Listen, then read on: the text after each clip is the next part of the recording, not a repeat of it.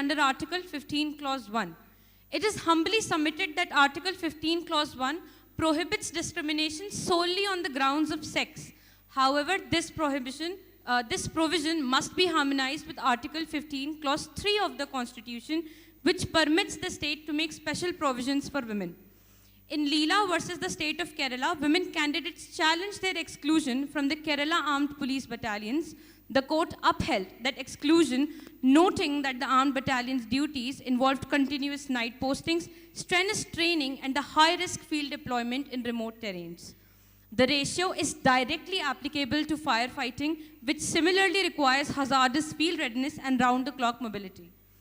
In the landmark judgment of Union of India versus Prabhakaran, the court held that administrative feasibility and safety are the valid grounds for classification. Applying this reasoning, the exclusion of women in fire service field duties is a valid classification based on functional necessity and safety, not unconstitutional discrimination. It is submitted that the absence of... Thus, the respond... The court now calls upon the petitioner for its arguments and cross-examination.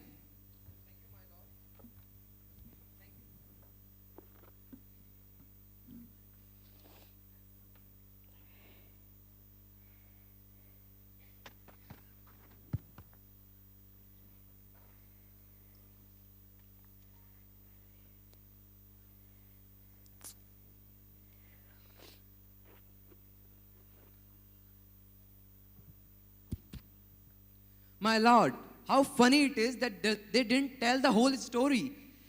One of their officers said that firefighting is a physical intensive job, unsuitable for women. Is that not violating Article 14, 15 Clause 1 and 16 Clause 2? They just tell that they don't have the infrastructure for women. But still, one of the officers said that it's a physical intensive job and women are not suitable for that. This is violating Article 14 and 15 Clause 1, which you said you are not violating it. Isn't that wrong? I would also like to mention, they mentioned that our infrastructure is a problem. Infrastructure is a problem of the state. Why should a candidate suffer because of that? A candidate is here to be, if she is capable to be a firefighter, why she is suffering? Because the state or a department is not providing the infrastructure. Your arguments? We would like to present a witness in front of the Honorable Court. Granted. I would like to invite Ms. Fariha, who is the head of HR at Firefighting Department.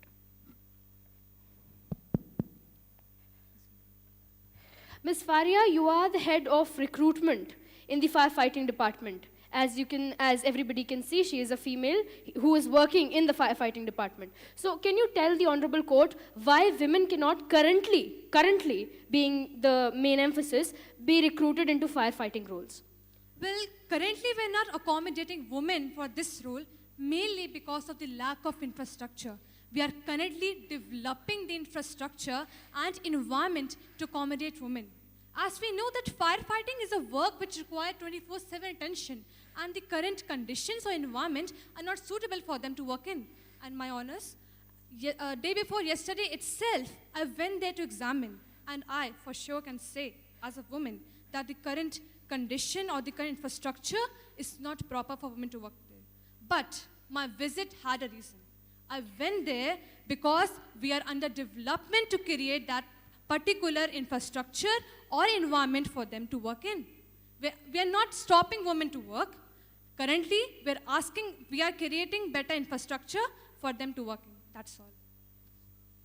With the permission of the court, I would like to call upon my second witness, Mr. Granted. Abhiraj, Granted. who is the head of operations in the Firefighting Department. Sir, would you please enlighten the Honorable Court as to what is the nature of your work, of the work of Firefighting Department, and why women cannot be currently deployed in roles as of now? The nature of the work in the firefighting department is quite hazardous and requires round-the-clock availability. As of now, we are not accommodating women in the firefighting department, not because of the gender difference, but because of the lack of appropriate infrastructure required for the safety of women. Thank you, sir. With the permission of the court, I would like to call upon Ms. Anjali Deshmukh for cross-examination. Granted.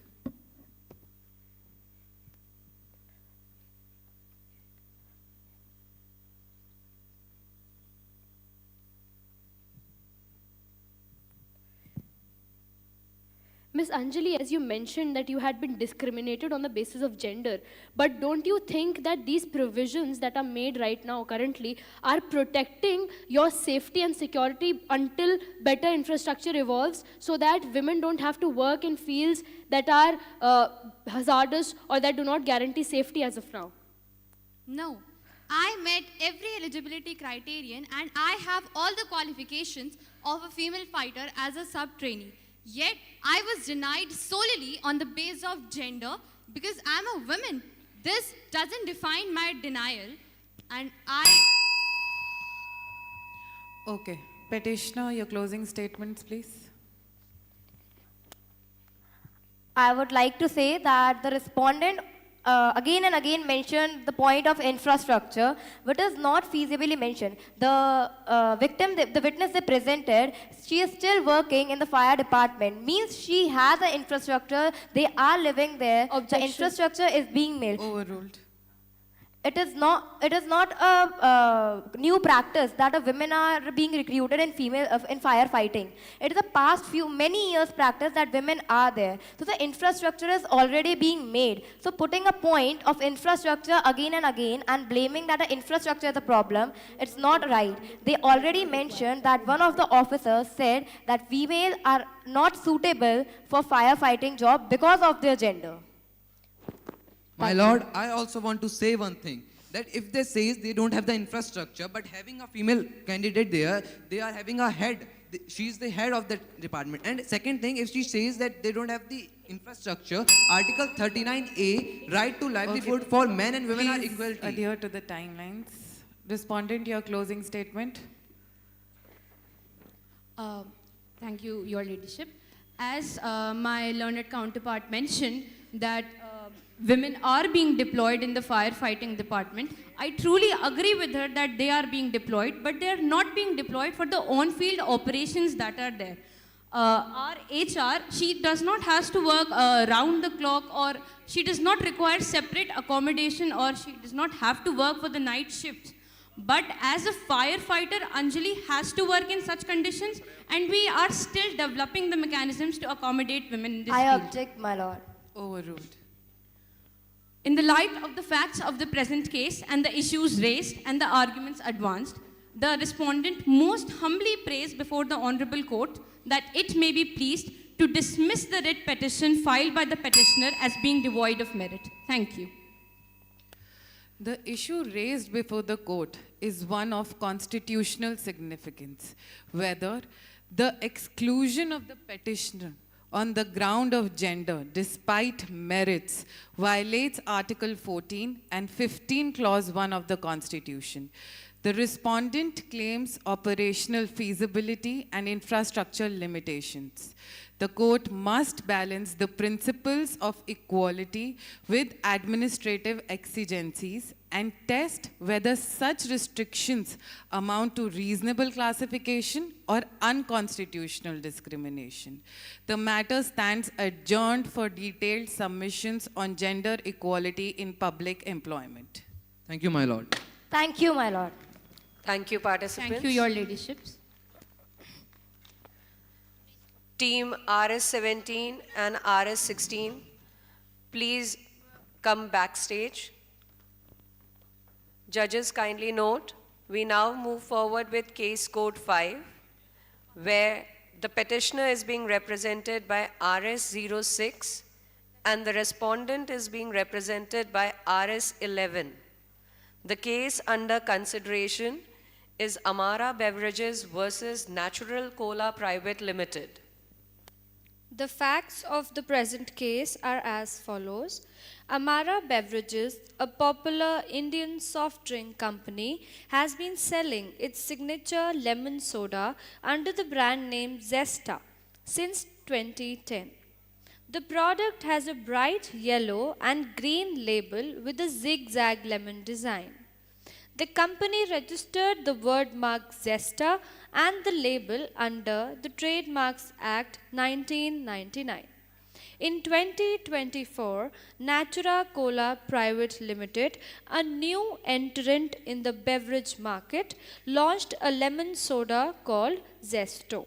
with packaging that looked almost identical. Same color scheme, zigzag lemon icon, and bold font. Amara Beverages filed a case alleging trademark infringement and passing off, stating that the name and packaging were likely to confuse customers into thinking that Zesto was associated with their brand. Natura Cola argued that zest is a common word in the beverage industry. The packaging was different enough and there was no intent to deceive. Now, the legal issue before the Honorable Court is whether the use of a similar brand name and packaging by Natura Cola amounts to trademark infringement and passing off under the Trademarks Act 1999. The court calls upon the petitioner for its claims.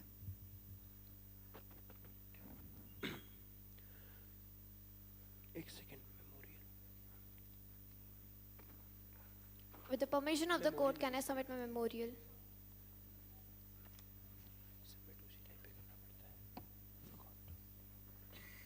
Your Honor, on behalf of Amara Beverages, a company that has earned the trust of Indian customers over the past 15 years, I present my case. This case is not just about relevant soda, it's about identity, fair play, and the consumer's right not to be misled. In 2024, the respondent launched Zesto with a near-identical name, color scheme, and zigzag lemon logo. Their packaging, shockingly similar. This is not a coincidence. This is a calculated case of passing off, using the goodwill and recognition of an already existing brand to promote a new one. And that crosses the line from fair competition into trademark infringement. Our laws, especially the Trademarks Act 1999, exist to protect exactly this. Section 29 of the Act prohibits the use of marks that are identical or deceptively similar. To make my argument stronger, I humbly seek your Honor's permission to present my first witness. Granted.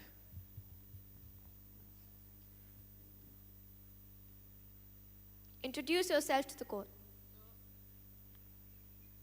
Okay.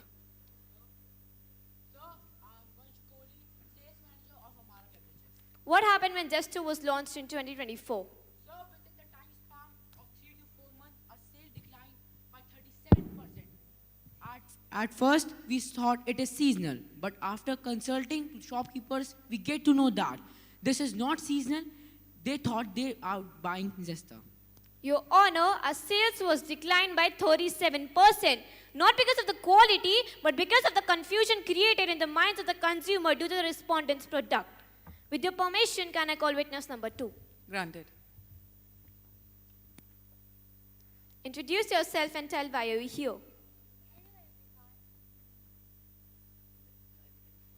Everyone, my name is Ahana Malhotra. I'm 10 years old and I was going to reflections competition. What happened on the way? Overruled. What happened on the way? I was trusty. I asked for Zesta, but shop uncle gave me Zesto. Same yellow-green bottle, same zigzag lemon. I thought that was Zesta. So, you drank it and then? Yes, I drank it, but it doesn't taste the same.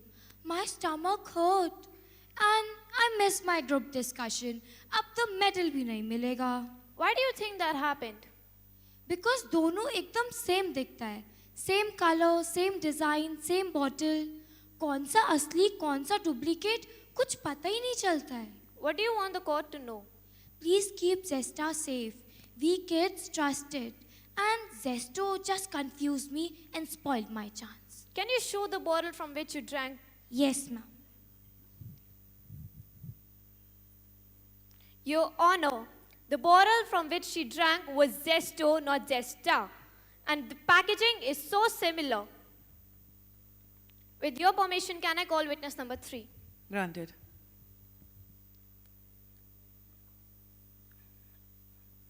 Introduce yourself. My name is Rohan Sharma, the ex-employee of Zesta company. I left the company when I got to know the idea of creativity was just a theft. What did you witness? I witnessed the meeting where they said, "ऐसा ही same चाहिए, बस नाम बदल दो." So the logo was copied. Copied? Even kids in art room are more original than that. It's like they did the copy, complete copy. Any proof of this? Proof? Yes, they circulated the Zesta's exact same lemons exact lines. And they said, Thank you. The court now calls upon the respondent for its defense. Thank you for allowing me to speak, Your Honor. Section 9, Clause 1 and Subclause B of the Indian Trademarks Act restricts the use of descriptive or natural or descriptive or common words in trademarks, as is exactly enumerated and has been previously enumerated by my counsel as well. Moreover, I would also like to prove that there is no case of passing off in this matter, because the goodwill of Zesto itself is genuine. So to drive this point home, I would like Your Honor's permission to invite a witness, an expert witness, to the stand. Granted.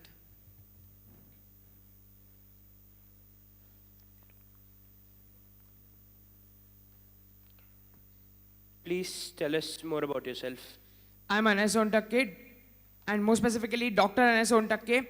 I have an experience of 20 years as a professor of consumer behavioral psychology and marketing in IIM Ahmedabad.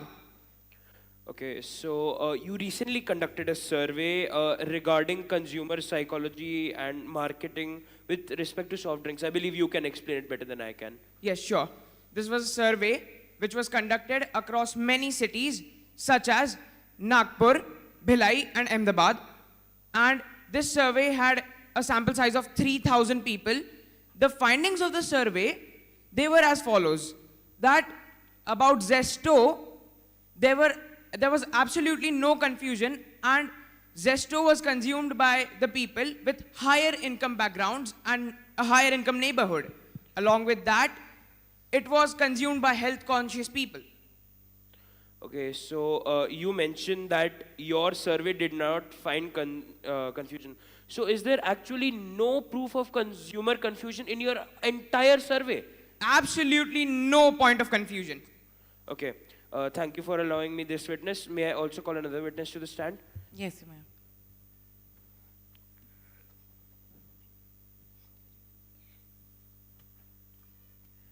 Please introduce yourself to the court. I'm Anaya and I'm 18 years old and I'm an economics student. Okay, so as a teenager, you are a consumer of soda and soft drinks, correct? Yes, I am. So what soft drinks have you been consuming in the past 2 to 3 years? Zesto as well as Zesta. Okay, so do you find any difference between the two? Is it easy for you to distinguish between the two bottles? Yes. Okay, so which drink do you prefer now? I prefer Zesto more. Okay, so why is that? Because the price is different. I'm more health conscious. It contains less sugar and there is no sugar rush. Okay, thank you. I would like to thank Your Honor for allowing me a second witness. May I call a third witness to the stand? Yes.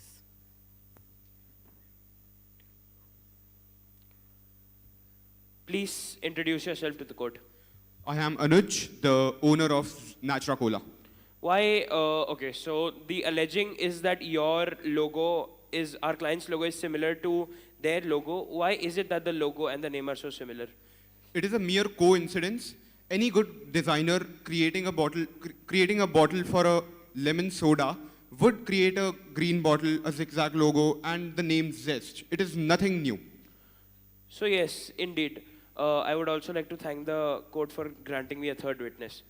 So, all in all, this is unequivocal proof that there is no case of passing off here, because the goodwill is genuine and the logos may be a coincidence. And zest is a very common culinary descriptor, Your Honor. Even Doritos, they use a zesty lime flavor. Now the court requests the petitioner to come forward with its arguments and cross-examination. I will like to call the first witness.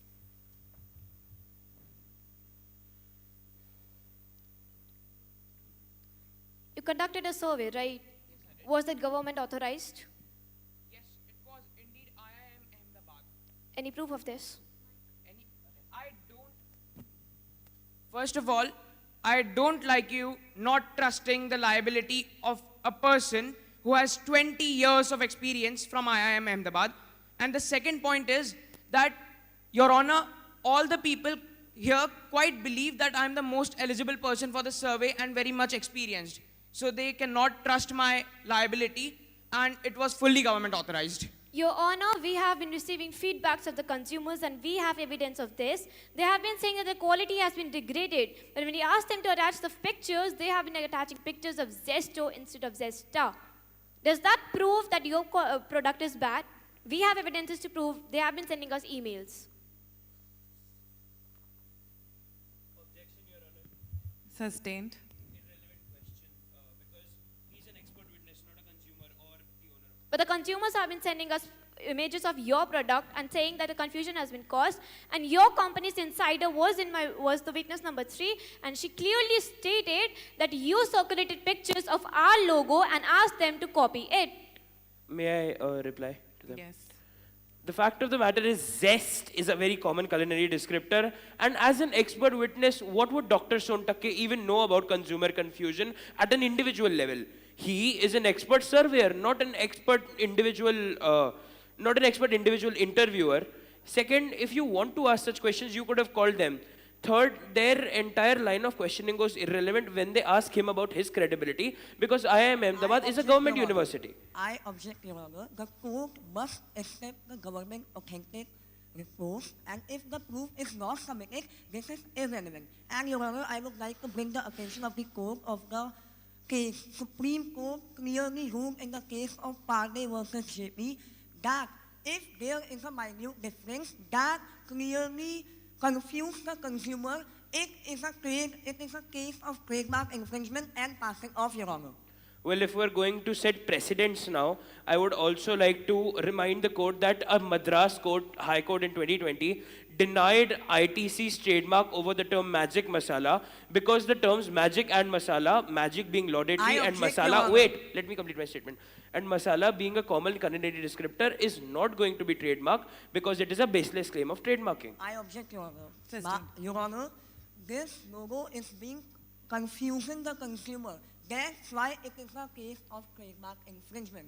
If the logo won't be confusing the consumer, it won't be a case of trademark infringement. But the logo was confusing the statement, confusing the consumer. That's why it can be considered as a case of trademark infringement. Your Honor, I pray to the court that Dr. Sontakke's survey and another consumer's individual report which clearly state that there is absolutely no consumer confusion be taken into account. I also pray that you also take into account that 80.9% of India is literate and can distinguish between the letters A and O. Your Honor? But if they can distinguish between A and O, why is the logo so similar? You could have created a new logo. Why is it so similar? Point very well noted. I believe that as the owner himself has said very aptly, that any good designer would choose the green and yellow colors for any lemon soda drink, and a bold font is just a design choice which is present in every single soda drink across the country. I object, Your Honor. If the logo is confusing the consumer, then it does not care. It is a case of trademark infringement, and Your Honor, the law does not measure deception by All right, majority please of adhere to minority. the timelines. Petitioner, please come forward with your closing statement. Your Honor, this case is not merely about two soda bottles. It is about the sanctity of originality, the protection of creativity, and the trust of consumers. Zesta has built its identity over years, with its name, its colors, its designs, all etched in the minds of the consumer. By launching Zesta with the very same look, Natural Cola has blurred that identity, risking confusion and unfairly riding on our reputation. If such imitation is permitted, the very purpose of Trademarks Act to protect innovation and prevent deception will be defeated. We urge this court to uphold fairness, protect the rights of the original, and send a message that imitation cannot be a substitute for innovation. With that, I rest my case. Thank you. Respondent, your closing statement. Thank you for letting me speak, Your Honor. Your Honor, as the witnesses I have called and the statements that my counsel has given has clearly proved and said, no case of passing off is there, as our goodwill is extremely genuine. Our categories are different, brackets are different, and we have proven so candidly there is no proof of consumer confusion. 3,000 and more people have just said that there is no proof of consumer confusion, Your Honor. The price... Overruled.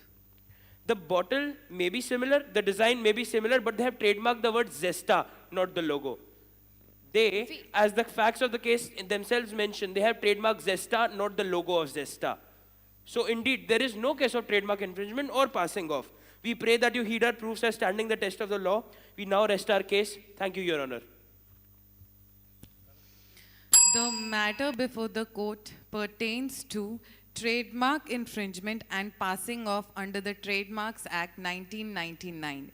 The similarity of mark Zesta and Zesto, coupled with resemblance in packaging, raises questions of deceptive similarity and likelihood of confusion. The defense of generic use of Zesta must be weighed against protection of distinctiveness. The matter stands adjourned and comparative samples to be filed. Thank you. Thank you, participants. Team leaders, please note, RS09 and RS03, please report backstage. Judges, please note, we now move forward to case code 6, wherein RS17 is representing the petitioner and RS16 is representing the respondent. The case deals with Kavita Mishra versus National Textiles Limited.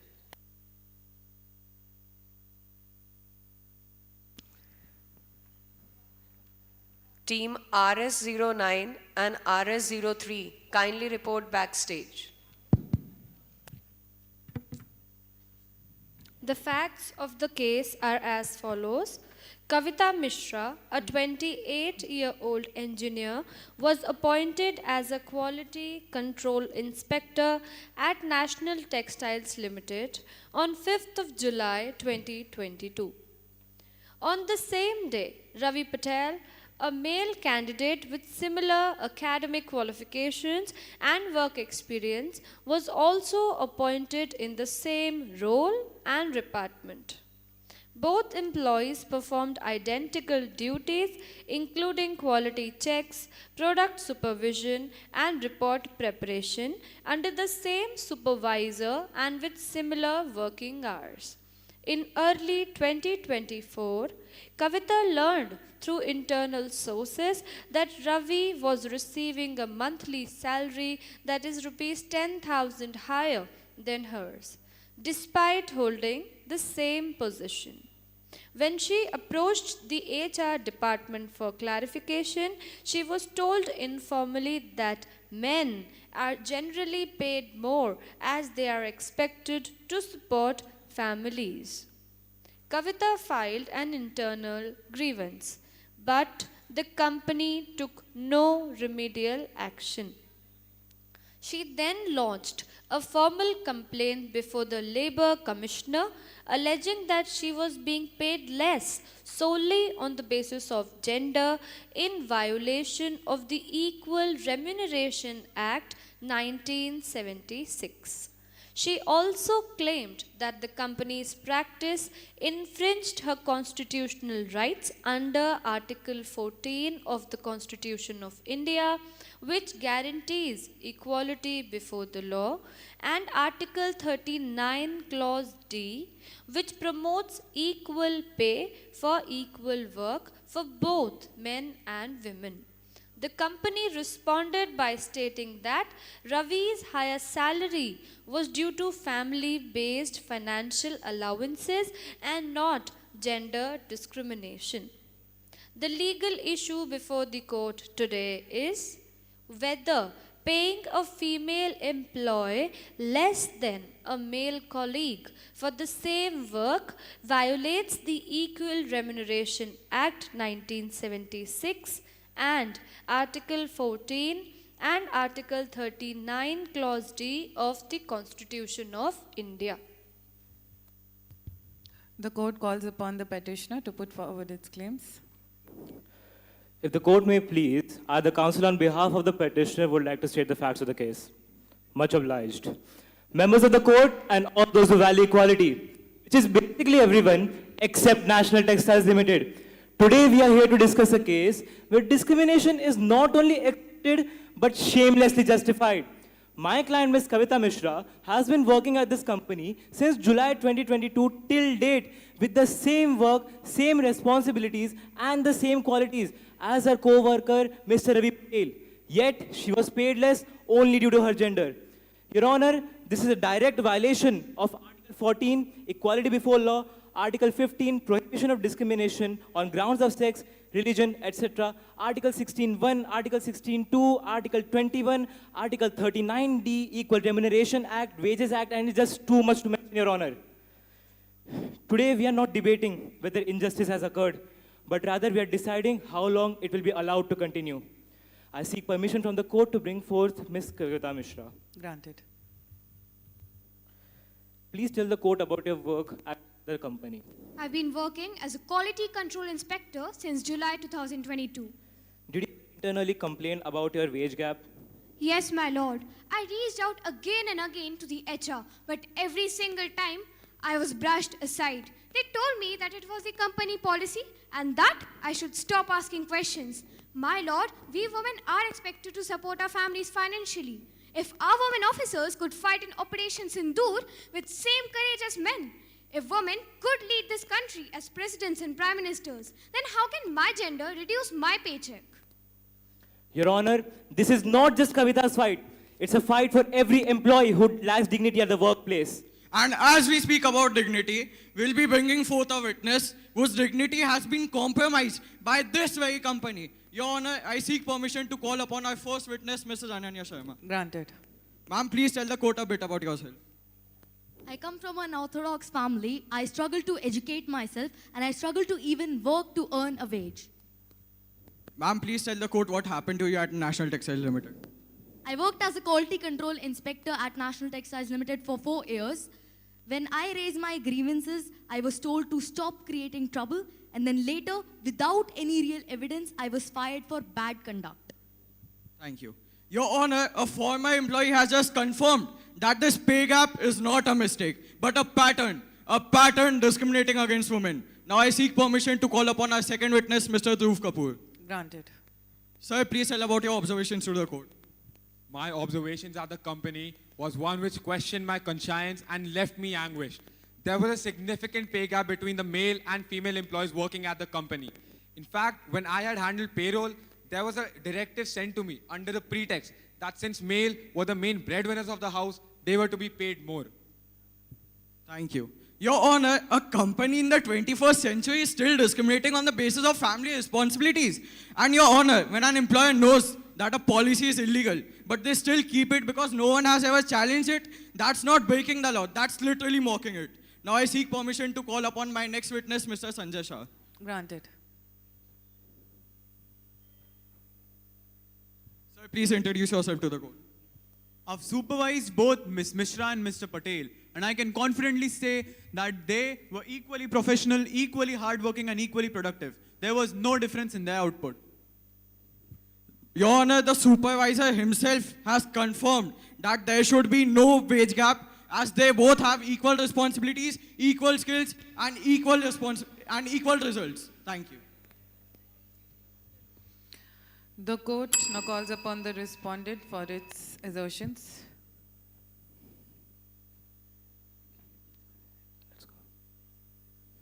The counsel shall seek permission to put forward the facts of the case. May it please the court. My lord, what is this case truly about? Is this about a man being paid more because he's a man? Or is it about lawful neutral allowances that any eligible employee could apply to? And if we confuse the two, we do injustice not just to my clients, but to the very idea of fairness itself. Now, before I even start putting forward the facts of my case, I would like to make some of the stances very clear. Article 14 of the Indian Constitution ensures equality, not equity. Dependent allowances are valid for both men and women. Article 39D is only a directive principle, guiding staff for a state, not at all binding here. And the real binding law, that was the Equal Remuneration Act, was followed. Now, Section 4 of the Equal Remuneration Act, 1976, prohibits unequal pay only if it is based solely on sex. Now, I ask, where is the proof here? Only an informal remark from HR which cannot outweigh the written law? Or is there any written document policy which says that there is a sex discrimination? Your Honor, may I reply? No. My Lord, I would now seek permission to call Ms. Chauhan, HR, National Textiles Limited. Permitted. Ms. Chauhan, how would you like to justify the informal remark quoted by the petitioner? My lord, my words were completely misunderstood by Ms. Mishra when she came to me for clarification. In my statement, which is highlighted by her, I spoke specifically for Mr. Patel. Your Honor, the allowance policy is in the hiring agreement. Mr. Patel applied, Ms. Mishra did not. Gender has nothing to do with it. That's it, Ms. Chauhan. My lord, it is clear now that this case is not male privilege. This is situational fairness.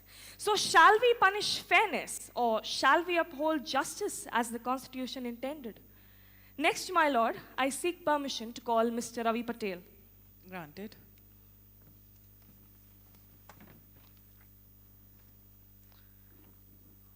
Mr. Patel, were you aware of the allowance policy and did you apply? Yes, my lord. I was aware of the allowance policy and I did apply for it. My wife, 2 children, 2 college-going sisters, and my ailing parents are dependent on me. And this extra allowance money helps me support my family, and I did apply for it. Thank you, Mr. Ravi Patel. My lord, a man supporting 8 lives gets an extra allowance. How utterly unfair is viewed by the opposing side, right? Next, my lord. Objection, factual inaccuracy. Overruled. Next, my lord, I seek permission to call Mr. Ayush Kulkarni. Same post and same duties. Granted.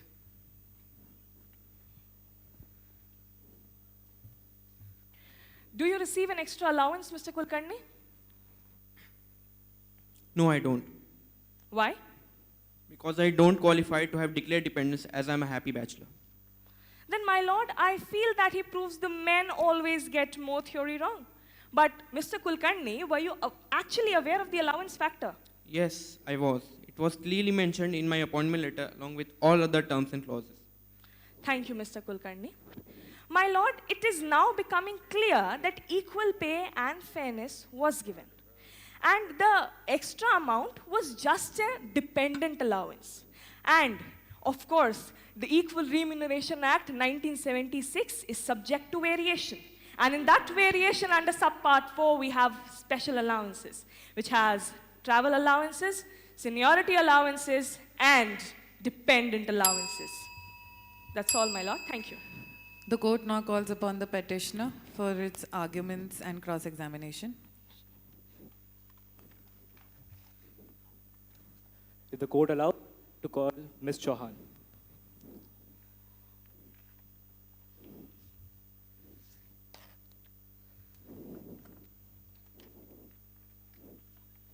Ms. Chauhan, can you tell us how much money do you see in this case?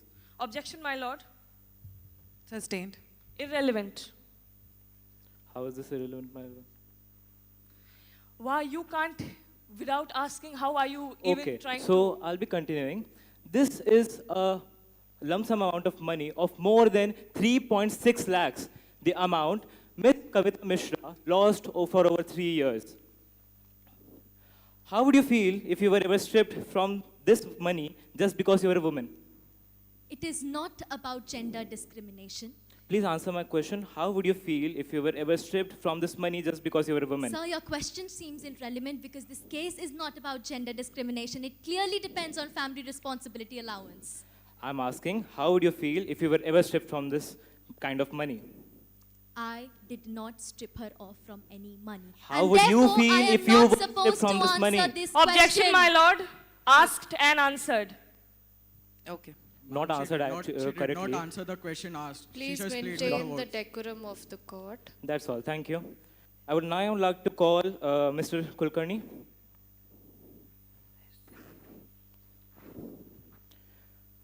Tell me something. Workers in your company violated a company policy. Would they be treated the same by the company? Please repeat. If the workers in your company... Basis? Speculation. It's not speculative. It's not speculative. I did not understand your question. Objection, wasting court's time from the opposing counsel. If the workers in your company violated a company policy, would they be treated the same by the company or not? Okay, petitioners. Respondents, your arguments and cross-examination. My lord, I would now request and seek permission to call Ms. Mishra to the witness stand. Granted.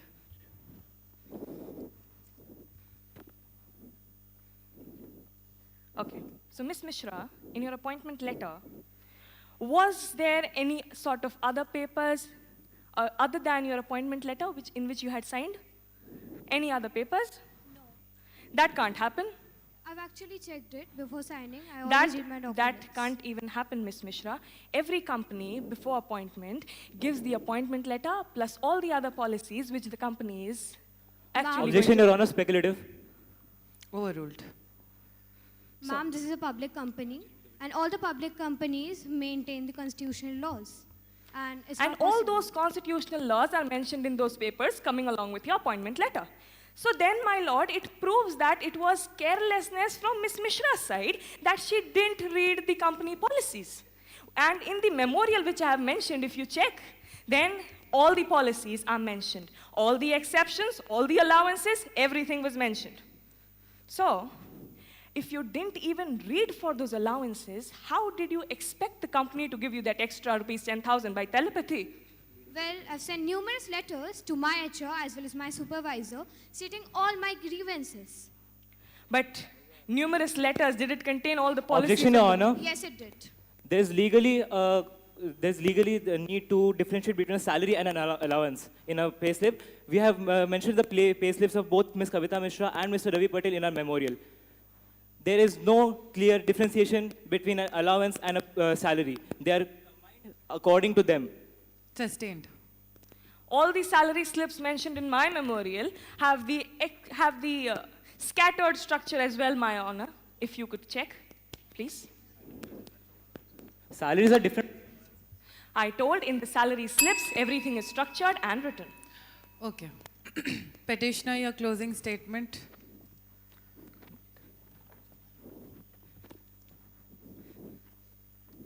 Your Honor, if the respondent wants to talk about proofs, let me tell you, in our memorial, we have several letters from Kavita Mishra to the HR with the department never responding to any one of them. And we have the payslips of both of them showing a 10,000 rupee difference in the gross salary, not an allowance. And Your Honor, why, if the company is so thorough with their policies, why is not there a female witness who can vouch for them for equal payment? Why are both of the male witnesses have vouched for them for the family allowances, not their female witnesses? What's the point of Beti Bachao, Beti Padhao if the Beti can't work with dignity? Objection, my lord.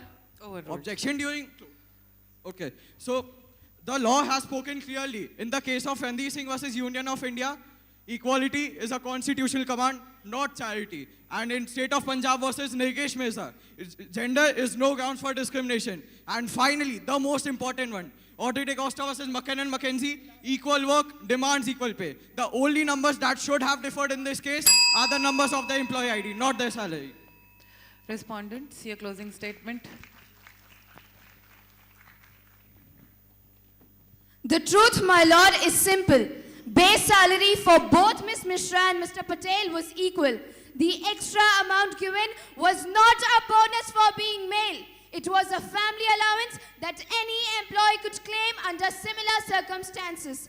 This case is not about gender bias, but misunderstandings. I rest my case here. Thank you. Thank you, my lord. The grievance relates to unequal pay for equal work. The petitioner invokes the Equal Remuneration Act 1976 and Article 14 and 39D of the Constitution. The defense attributes salary disparity to family allowance and not gender. The court must determine whether such differentiation is legally sustainable or constitutes gender-based discrimination. The matter stands adjourned for submission of HR policies. Thank you. Thank you, participants. Team RK09 and RK02, please report backstage. I repeat, Team RK09 and RK02, please report backstage. Judges, we now move forward to case code 8, wherein the petitioner is represented by RS09 and the respondent is represented by RS03. The case pertains to Nisha Singh versus Rohit Verma. The facts of the case are as follows. Nisha Singh, a 22-year-old woman, got married to Rohit Verma, a bank employee, 1 year ago. They lived with Rohit's parents in a joint family setup home in Kanpur. At the time of the marriage, Nisha's family gave jewelry, furniture, and a motorbike as customary wedding gifts. However, soon after the wedding, Nisha's husband and in-laws allegedly began demanding more dowry, specifically rupees 5 lakhs, to purchase a new car. When Nisha's parents said they couldn't afford it, the situation allegedly worsened. Over the next few months, Nisha's behavior began to change. She appeared anxious, avoided contact, and once told her mother that she was being mentally and physically harassed by her husband and mother-in-law. Then, just 10 months into her marriage, Nisha was found dead from burn injuries in her kitchen. Her in-laws claimed it was just a cooking gas accident. Nisha's parents filed a police complaint alleging that their daughter was driven to her death due to constant dowry harassment. The police arrested Rohit and his mother and charged them under Section 80 of the Bharatiya Nyaya Sanhita 2023 and the Dowry Prohibition Act 1961. Investigations revealed text messages sent by Nisha to her friend and her mother in which she expressed fear and mentioned being mistreated. However, the accused deny all the charges, claiming that Nisha was emotionally unstable and prone to mood swings. They argued that she never filed any formal complaint or sought medical help despite allegedly facing abuse. According to them, the items given at the time of marriage were voluntary gifts customary in their community, and there was no direct or written demand for additional dowry. They maintain that the rupees 5 lakh car allegation is based solely on the words of Nisha's grieving parents with no documentary or independent proof. The defense further argues that Nisha's death was an unfortunate kitchen accident and not a case of suicide or foul play. They state that they themselves involved the authorities and cooperated fully with the investigation. Rohit, being a respected bank employee and with no prior criminal history, and his mother, a homemaker, claim that they are being falsely implicated due to emotional distress on the part of victim's family.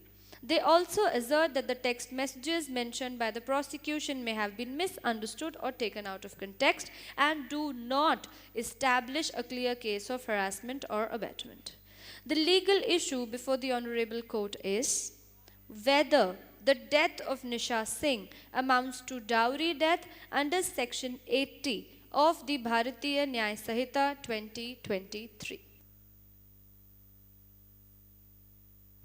The court now calls upon the petitioner to put forward its claims.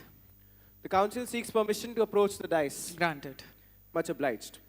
The counsel seeks permission to address the bench as your ladyship. Granted. Much obliged. May it please the Honorable Court. I rise today on the behalf of the grieving parents of late Nisha Singh, a young woman whose life was extinguished within the walls of her matrimonial home. This is not a case of an unfortunate accident. This is a case of deliberate cruelty, of dowry harassment, and of death that falls squarely within Section 80 of Bharatiya Nyaya Sanhita 2023. Let me place before the court the arguments which indisputably establish the guilt of the respondents. First, death of the victim, unnatural and suspicious. The victim died due to burn injuries. The accused called it a gas accident, yet investigations reveal no cylinder explosion, no gas leakage, or any other kitchen accident. Moreover, if the accused were acting in good faith, they should have called the ambulance first. Instead, they called the police first, reeking of foul play.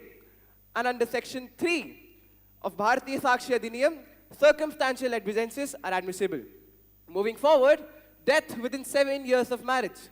The law is crystal clear that any unnatural death within 7 years of marriage, coupled with evidences of harassment and mistreatment, leads to the presumption of dowry death. Here, the victim died merely within 10 months and the statutory condition stands fulfilled. Overruled. The statutory condition stands fulfilled. Now, the council seeks permission to call the first witness, the petitioner. Granted. Ma'am, are you the mother of Nisha Singh? Yes, you are. Were there any signs of mental illness seen in Nisha as a child? And if not, then how did that change after the marriage?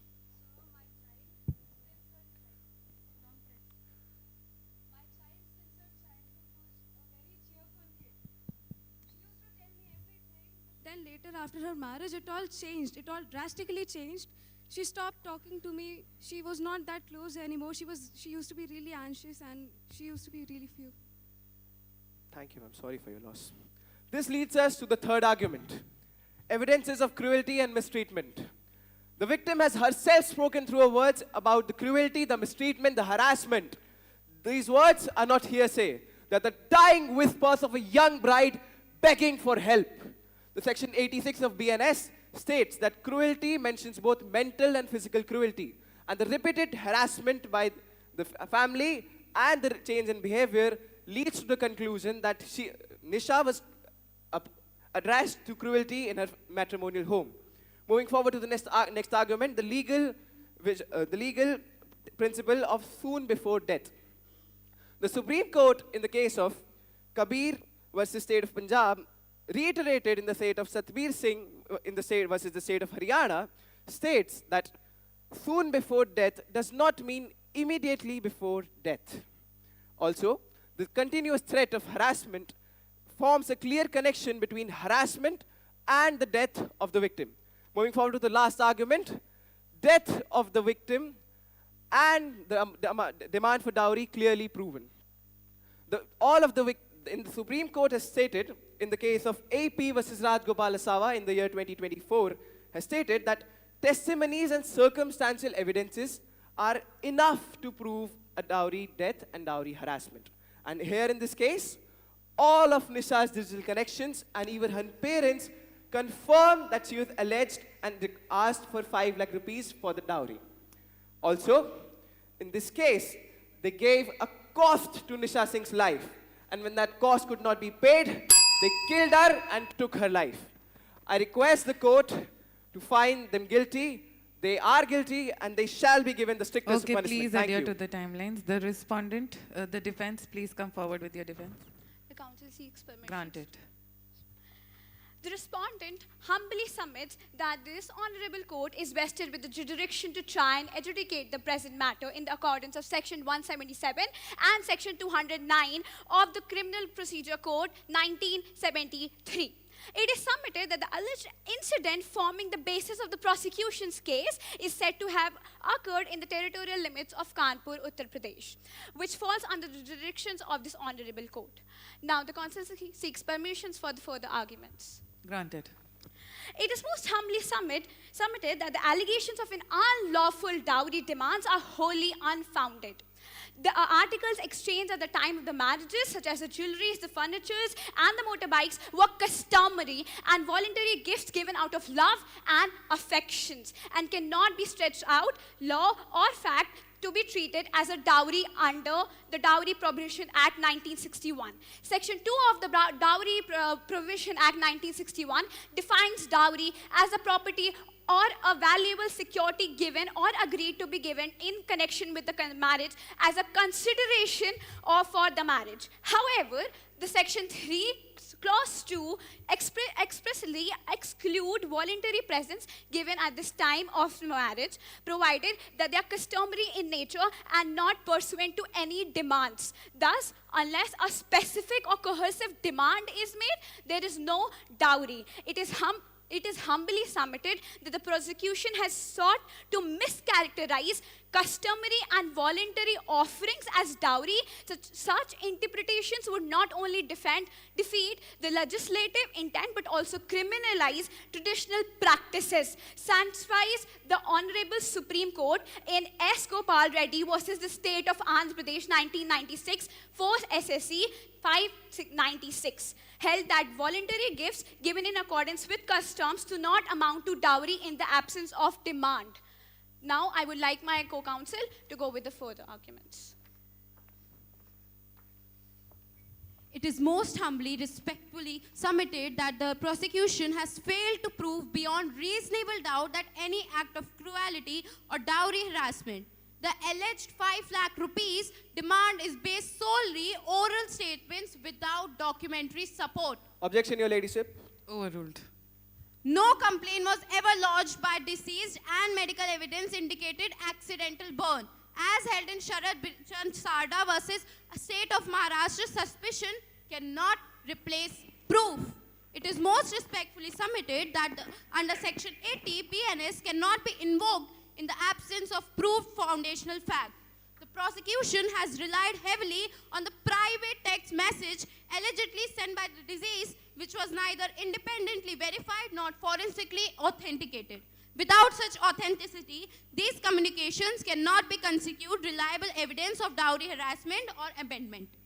It is most respectfully submitted that the dowry death cases, the prosecution must prove its case beyond reasonable doubt. In the present matter, apart from uncontroverted statements of the deceased parents and no independent documentary or evidence has been produced. As held in State of Rajasthan versus Jaggu Ram case, mere allegation cannot justify the court as a cognizant proof. In the state of Sunita versus State of Haryana, it is most respectfully submitted before the Session Court that it emphasized that the statutory permission under Dowry Act provision is not absolute but rebuttal. Once the accused produces a plausible evidence showing that alternative causes or absence of harassment, the burden shifts back to prosecution to prove it. Okay.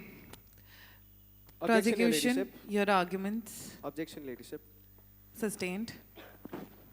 The respondent, while in their arguments, repeatedly say that there have been no evidences of the dowry demand, yet it is clear that they were living in the same house, and in the same house there could not be written demands of dowry. Additionally, in 2024, as I mentioned, in the case of AP versus Rajgopal Asawa, the Supreme Court has ruled that circumstantial evidences and testimonies are enough to prove dowry demand. Thank you. Any other arguments? With the permission of the court, I wanted to call Rohit Verma in the witness box. Granted. Please.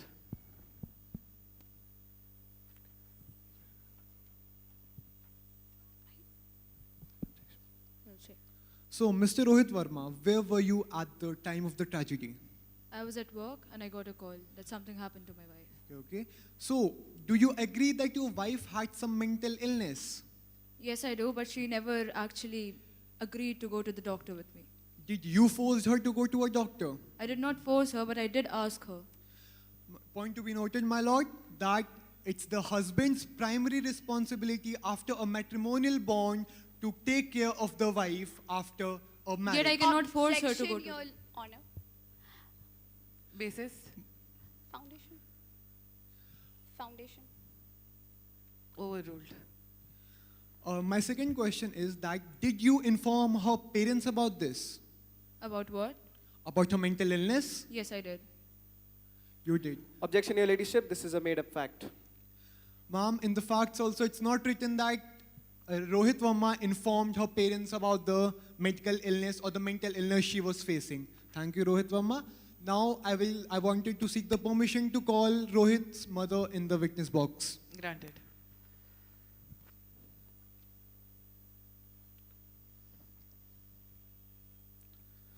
So ma'am, again the same question. Where were you at the time of the tragedy? I was at home. Did you call the police? I did. So why did you not call the ambulance? I did call. Defense, your arguments.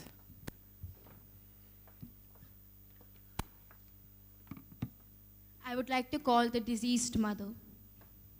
The mother, granted.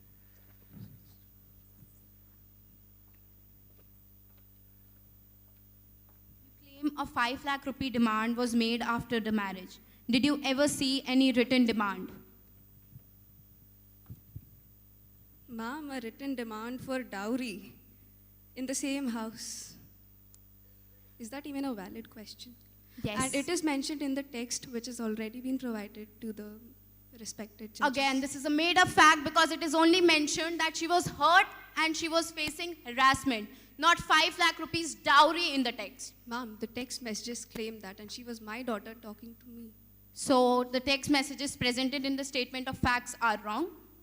The text messages presented in the statement of facts also include the same. No. It includes fear. Why would my daughter would be fearful for the same? You can't assume things while having a text message. So ma'am, why would my daughter, why would she be scared of in her own home? My question is, do you have a written demand for 5 lakh rupees? I do not have a written demand, but it Thank is you. mentioned in the chats, in the text which I had when I had It is ordered. not. Objection, According Your to the Ladyship. statement of Objection, facts, Your it is Ladyship. not. Sustained. I would mention it again. In year 2024, in the case of AP versus Rajgopal, the Supreme Court itself has said that the circumstantial evidences and testimonies are enough to prove the demand According of to dowry. Dowry Section Act 80, it is said that if there is no alleged proof of documentation of dowry, it is a reasonable doubt and not a proof. Ma'am, may I proceed? Again, the same question. Why would a person give a written demand of dowry in the same house, knowing that the family of Nisha Singh could use it against them? Why will would she a- give a written text message? Okay. Prosecution, your closing statement.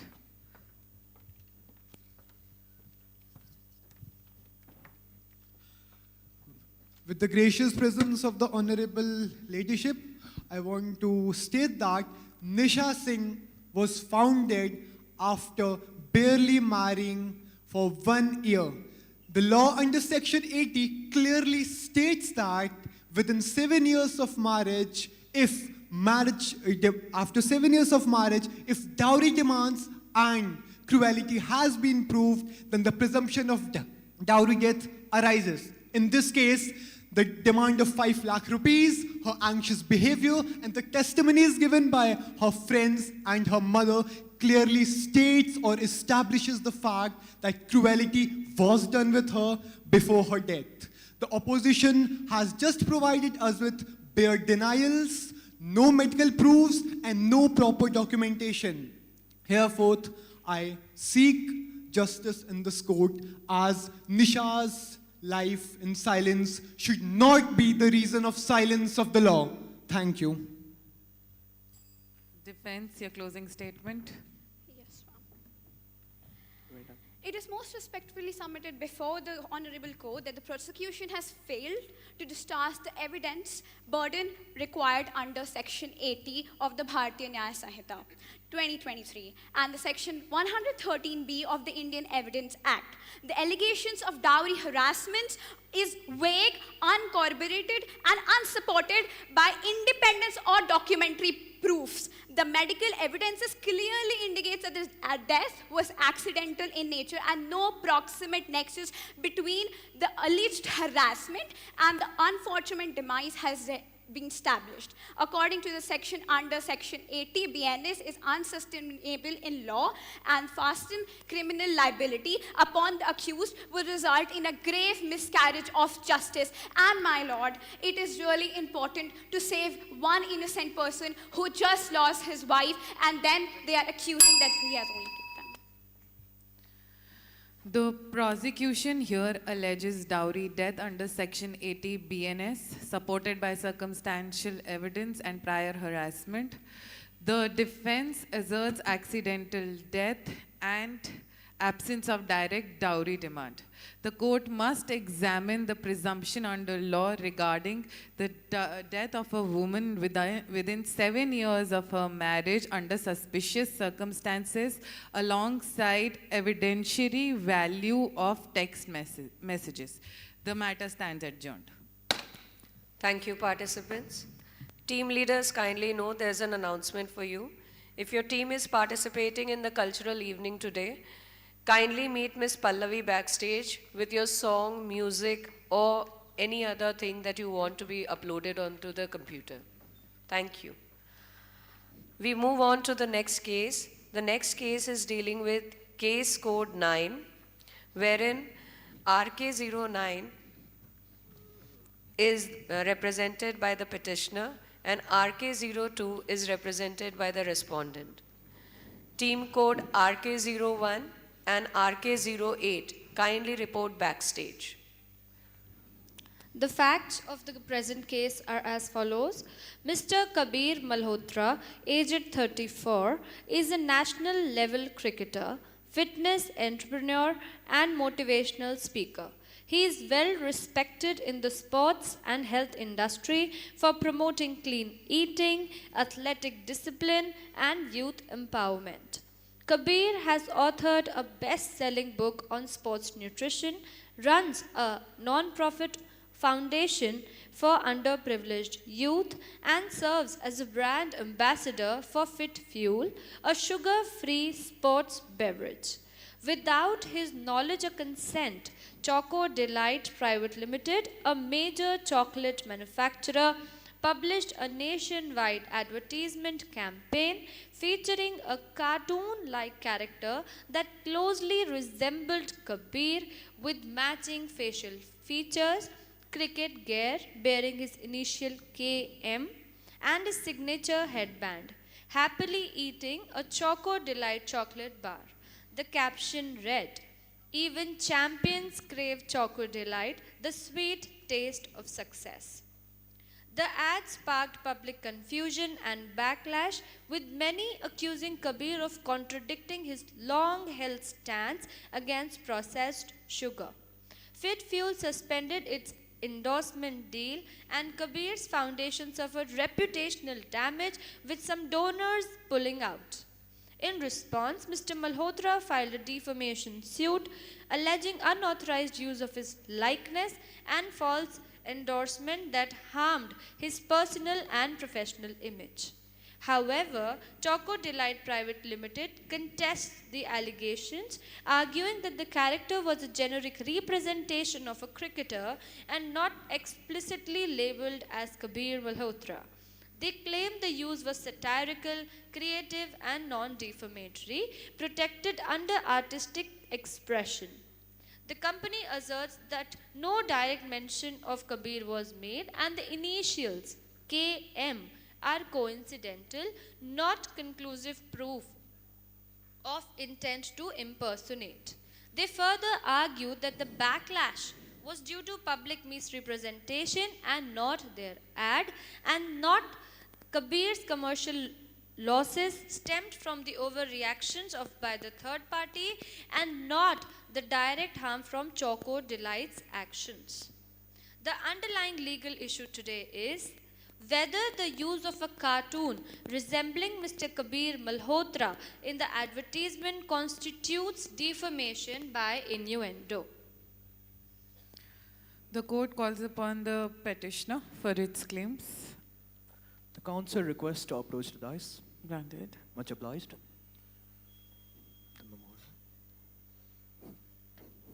May it please your honors, I hear for the petitioner, Mr. Kabir Malhotra, a national cricketer, fitness entrepreneur, and author. It has been his lifelong mission to promote sports discipline and clean eating. Without his knowledge or consent, Choco Delight Private Limited released an advertisement containing a cartoon character bearing shocking resemblance to Mr. Malhotra, complete with his initials KM, his signature headband, and cricket gear identical to his own. The advertisement sparked public backlash and led to reputational loss for Mr. Malhotra. Further, it led to the loss of an endorsement deal with Fit Fuel, as well as the loss of various donors to the Kabir Malhotra Foundation, a charitable youth foundation founded by Mr. Kabir Malhotra himself. This strikes at the core of his fundamental rights as dictated under Article 21 of the Indian Constitution, the right to privacy and dignity, under Article 19G1, as the false association led to the cancellation of various contracts, and it falls as defamation under Section 499 of the Indian Penal Code by innuendo. Further, it falls as an unfair trade practice under Section 247 of the Consumer Protection Act 2019. I humbly request to call upon Mr. Kabir Malhotra himself. Granted. Much obliged.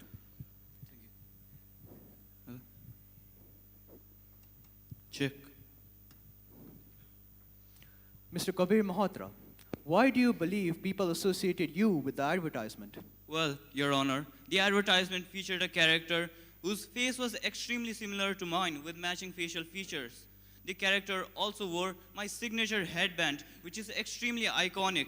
Not only that, the cricket gear the character was wearing also bear the initials KM, which is what I'm known as globally. Thank you. Thank you. Your Honors, I request to call upon my co-counsel to present the necessary evidences. Much obliged.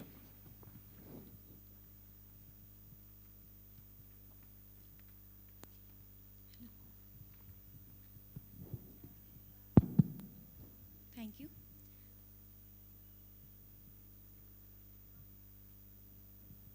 Your Honor, I present the evidence of harm, funding commitments with withdrawal, endorsement agreement ended, hate messages received, financial record of loss, and the cruel resemblance between my client and the ad campaign.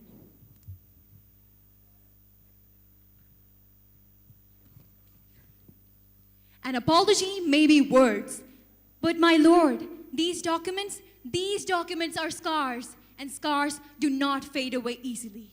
If harm was small, why did sponsors, fans, donors all react so strongly at the same time? My lord, when the entire public, the sponsors, and the donors sees Kabir Malhotra in the respondent's ad, it is not misinterpretation. It is misrepresentation. Intentions do not matter, but the impact does.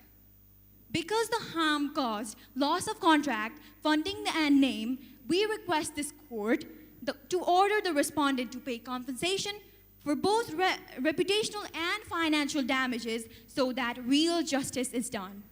With the prior permission of the court, I would like to call upon my client, Mr. Malhotra's manager, Mr. Alok Sharma, please. Permission granted.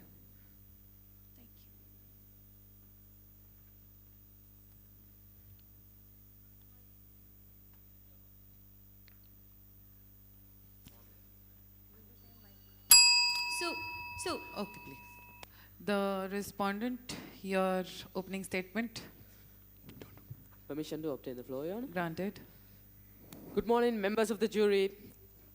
This barrister is representing Choco Delight Private Limited, and Your Honor, within a particular period in last year, my client has published an advertisement trying to promote their latest series of confectionery items, Your Honor. And within this advertisement, Your Honor, this particular individual named Kabir Malhotra had felt some form of a discrimination. Firstly, Your Honor, under the context, we would like to move on to the respondent's stance. We do identify on a corporate perspective how the situation is quite different from an individual perspective. Therefore, Your Honor, we would like to request permission to invite the respondent on stage. Granted. Please submit your memorial.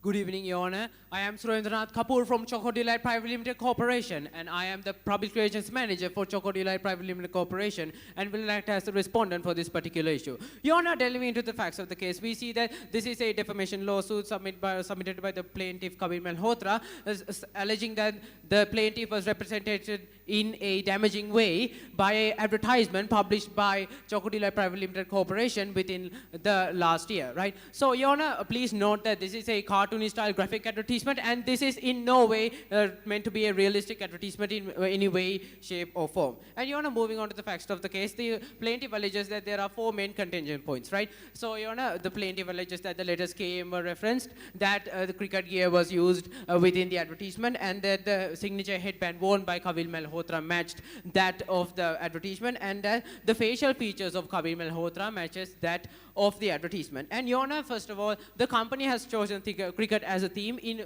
order to reach to a wide audience, because as we all know, cricket is a wide sport in India. And Your Honor, in order to play with the theme, we have given the player cricket gear. And Your Honor, regarding the signature headband, we have seen many other sports persons such as Stuart Broad and Hardish Pandya also wear the same signature headband. And Your Honor, we must clarify that this headband is in no way, shape or form trademarked. And Your Honor, there is evidence with us right now claiming that there are no trademark infringements by the defense in this case, Your Honor. And Your Honor, moving on to the next fact, we see that there has been some public backlash arising and some public confusion regarding the advertisement. And Your Honor, the company has taken everything in its power to clear up these backlashes. And Your Honor, we have submitted an official statement on all of our social media platforms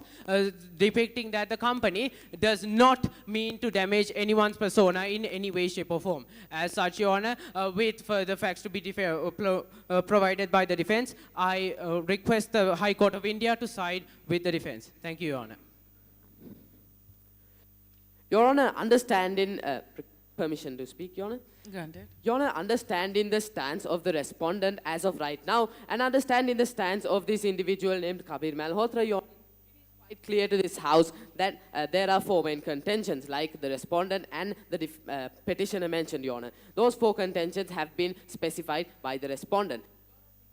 And that if any form of a reputational damage, form of a endorsement damage was occurred, Your Honor, simply understand that by proving that this particular cartoon character is not essentially the plaintiff, Your Honor, all these allegations are invalid to this House, Your Honor. And today, Your Honor, we will be proving that to this House, Your Honor. So firstly, Your Honor, we will be proving to this House. Objection, Your Honor.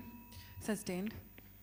What does KM stands for in your ad campaign released by Delight? Opposition understand that this term KM is actually an internal reference for a new series of confectionery items they have published, my client has published, and Your Honor, they have used this specific string of English letters, KM, in multiple advertisements published by my client, Your Honor. The proof right here. Your Honor, simply understand that this is a generic item that should be included in any advertisement by Delight, Your Honor, and this is simply not valid, and this simply does not have any relationship with this individual named Kabir Malhotra, Your Honor. Your arguments? Any other argument? Your Honor, as we have shown in our evidences, the advertisement does physical resemblance as well to Mr. Kabir Malhotra, as we have shown in a picture of him as well. We can see in the statistic graphs of the profits of Delight as well. They have extensively benefited, particularly from this advertisement campaign and from the public backlash as well. We can see that people particularly associated KM with Kabir Malhotra and not with their advertisement campaign. Also, they said that they have issued a public apology, but what about the financial losses bore by my client, Mr. Kabir Malhotra? What about the loss endorsement deal of Fit Fuel, as well as the donor withdrawals from the Kabir Malhotra Foundation? Thank you, Your Honor. Respondent to your arguments.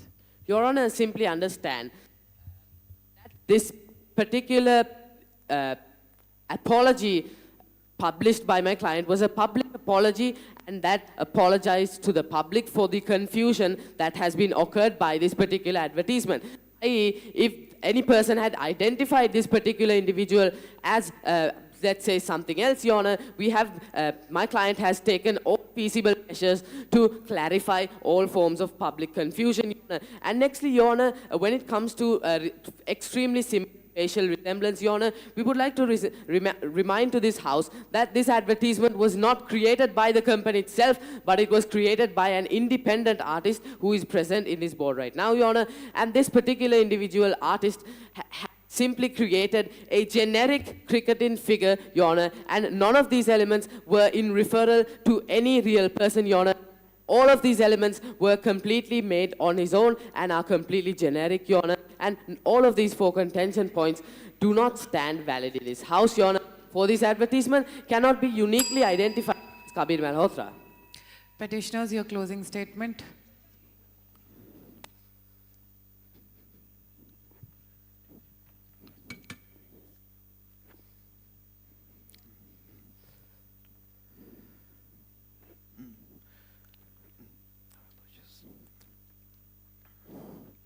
Your Honor, this case stands as more than one simply about innuendo. It stands about the respect that an organization should have for the personal identity of an individual as well as the reputation.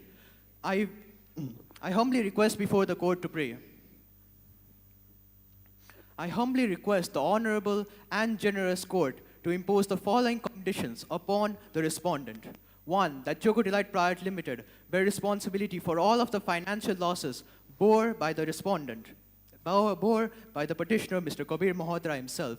2. That Choco Delight Private Limited release a more public apology to Mr. Kabir Malhotra himself for the false association created by the advertisement. And 3. Lastly, that Choco Delight Private Limited remove the circulation of the advertisement at once. Thank you, Your Honor. Respondents, your closing statement. Permission to speak, Your Honor? Granted. Understanding the fact that under the Indian Constitution, Article 499, Your Honor, this likeliness should be direct and very understandable by any form of individual, Your Honor. And in this case, we have identified to this House 4 major contention points using cricket gear, using a string of English letters KM, Your Honor, a particular headband and specific facial features, Your Honor. And we have successfully proved to this House how all of these 4 contentions are simply generic and not targeted or intended towards this particular plaintiff, Your Honor, and we have proved to this House quite well how all of these contentions are simply generic and have not been targeted, Your Honor. And nextly, we would like to finally plead this jury to side with our side of the House, Your Honor. The controversy here lies in alleged defamation by innuendo through unauthorized commercial exploitation of likeness. The defense here invokes artistic expression, whereas the petitioner claims reputational harm. The court must deliberate upon the tort of passing off of personality and defamation by implication. The matter stands adjourned. Thank you, participants. We now move forward to case code 10, which is represented by RK01 as the petitioner and RK02 as the respondent. The case is dealing with Arav Mehta versus Orion Cineplex. The facts of the present case are as follows.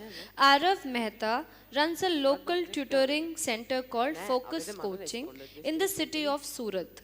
His center operates in a commercial building that also houses a newly opened multiplex, Orion Cineplex, located on the same floor.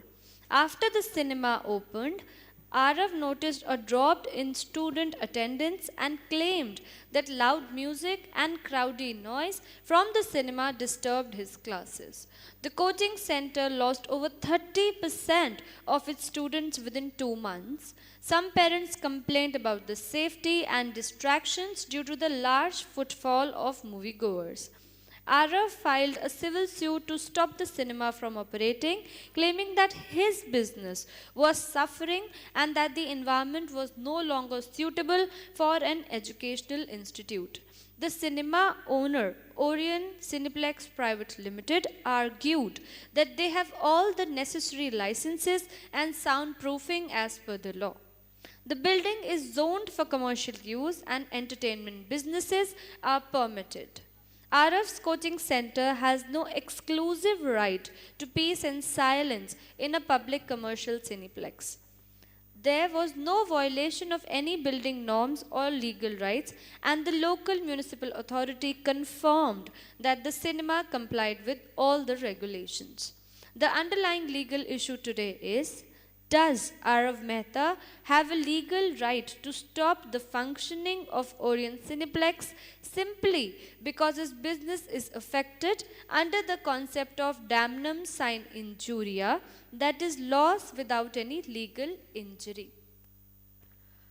Team leader of RS02, kindly come with your team backstage. Your Honor, today I speak on the behalf of Mr. Arav Mehta, a dedicated educator that runs a focus coaching, a coaching center that committed itself to shape the futures of young minds. And today, that very future is under threat, not because of mismanagement, not because of bad teaching, but because of a cinema. Yes, Your Honor, a cinema. Just the cinema that opened just few months ago in the same very commercial building. Ever since the opening of cinema, Mr. Arav Mehta have lost over 30% of students. Parents are withdrawing their children from the focus coaching, teachers are not able to teach anymore, and students are not able to learn anymore. And likewise, now I'd like to call my first witness, if you may. My first witness is Miss Ria Sharma. She is a teacher at Focus Coaching. Please, ma'am, introduce yourself. My lord, I am Ria Sharma, a teacher who has been teaching in Focus Coaching Center for the past 5 years now. So you say you have been teaching at Focus Coaching Center for 5 years. So what are the challenges you faced after the cinema opened, and what it was like before the cinema opened? Before the opening of the cinema, everything was good. I was teaching my students in a peaceful environment, and my students were able to focus on their studies. But after the opening of the cinema, everything went downwards. My students have not been able to focus on their studies, and teachers can't teach well. All of this is happening because of the disturbance that is caused by the cinemaplex next doors. My lord, we have lost over 30% of our students. Point to be noted, Your Honor. Losing over 30% of students is a no joke. It's a sign that education is being pushed aside in the favor of entertainment. While some may argue that this is damnum sine injuria, that this is only damage, not legal wrong. But Your Honor, I totally disagree. This is not only damage, this is a legal wrong. Students' right to their education under Article 21A of the Constitution is being violated. And when the rights are being violated, the law must step in. And likewise, I'd like to call my second witness, Sila Didi, who works as a janitor at Focus Coaching. My lord, I work as a janitor in Focus Coaching Center. I have worked here for since 3 years, and today I'm here as a witness. So this coaching center has been working here for almost 10 years, and this center has been working here for 10 years, and I am here to witness. After that, I would like to say that many students have lost their studies due to this cinema made near to our school, near to our coaching center, and many students have shifted. Even some students complain to me that Didi, we cannot listen to our teachers properly, and I reply to them that beta, even I cannot listen to the teachers, and while mopping the floor, even my broom shakes with bass of the music. Thank you, Your Honor. Thank you for your statement, Sheila Didi. Your Honor, this clearly shows how the Cineplex has affected both staff and students. So education requires silence, not disturbance. And even here, the janitor, Sheila Didi, cannot walk properly. If even the broom is shaking with the bass, how can student possibly concentrate? It's not just inconvenience. It's a serious obstruction to learning. That's all, Your Honor. Respondents. Your opening statements. This is your permission, ma'am. Granted. May it please the Honorable Court. I appear on behalf of the Orient Simplex, the respondent, and I submit that the petitioner's claims are legally unsustainable and factually baseless. What is submitted to this Honorable Court as a business disruption is a mere attempt to mask ordinary commercial competition. According to the Article 19, Clause 1, Subclause Z of Indian Constitution, guarantees the fundamental right to practice any profession. A cinema hall, an operating cinema hall, is a licensed. A licensed cinema hall is a form of profession that my client is doing. With your Lordship's prior permission, I would like to call upon the Honor of Simplex to keep the facts before the Honorable Court. Granted.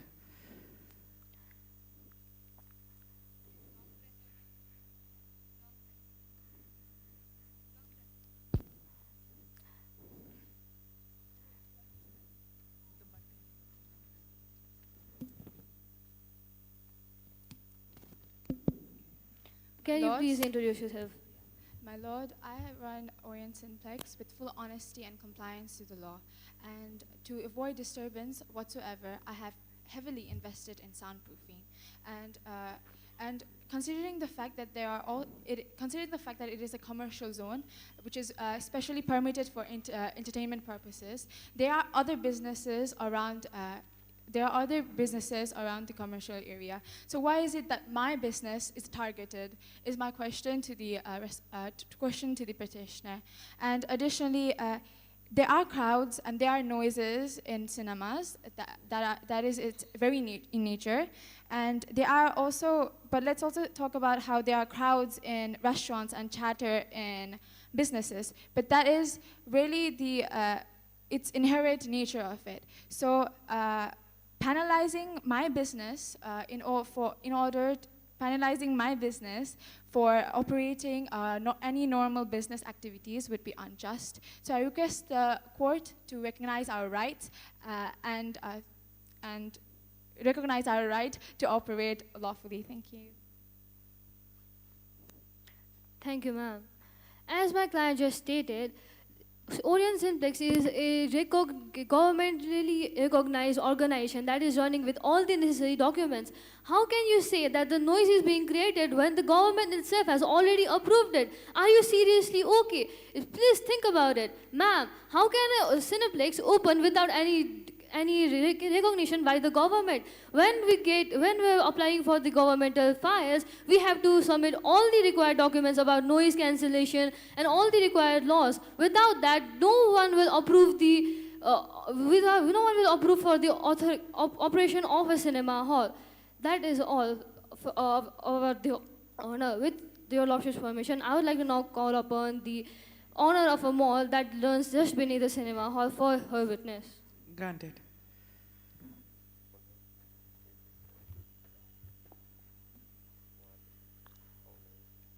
Ma'am, can you please introduce yourself?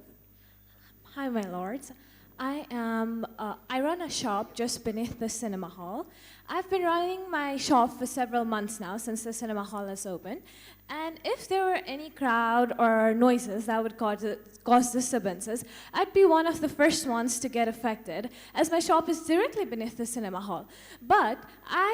But Orient Simplex has just done me opposite. It has benefited me, and it has also benefited many other establishments in the mall. So for my experience, I'd like to say that Orient Simplex has just coexisted with us in peace and harmony. So I think the petitioner's claim is just exaggeration. Thank you. Okay. Petitioners, your argument? Yes, ma'am. So first, I'd like to call the owner of Cineplex. Ma'am. Yes. Please, will you answer? Your answer is only yes or no, okay? Okay. So would you place a nightclub beside a hospital? No. So would you place a DJ booth beside a courtroom? I'm sorry? Would you place a DJ booth beside a courtroom? No. Exactly, Your Honor. Just like DJ booth beside a courtroom and a nightclub beside a hospital disrupts essential functions Here, entertainment business beside a classroom disrupt education. The principle is same. Certain activities, though legal in themselves, can be unreasonable when placed in sensitive places. Thank you, that's all. Any other argument? Yeah. Yeah. Sorry.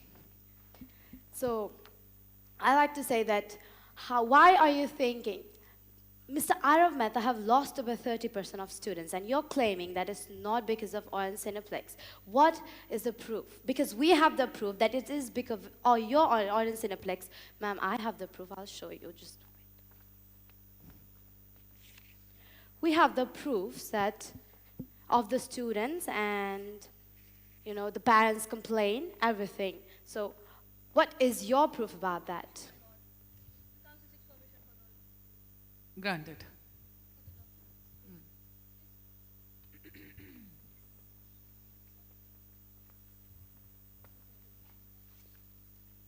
Continue.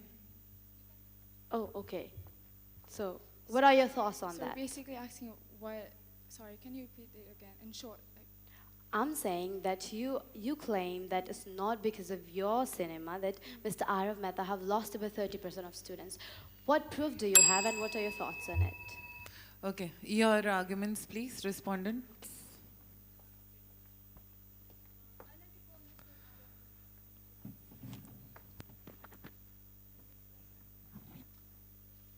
Hello, mic check. Okay, sir. You claim that the Orient Simplex, is responsible for the loss of your students. Is it correct? Yes. How are you so... We have proofs given to the judges. You can Okay, please so see can it. you please verify who made these documents? Where is the government approval? Where is the signature of a government official? These recordings, you don't just get it anyway. Where are the government stamps? Where are the proof? Who did this research? Only a governmentally approved person can do this. Who was that? Who was that? Is there a witness who did this? No. Well then, this is not valid, Your Honor. This is not valid. How can you say that Orient Simplex is responsible for your loss?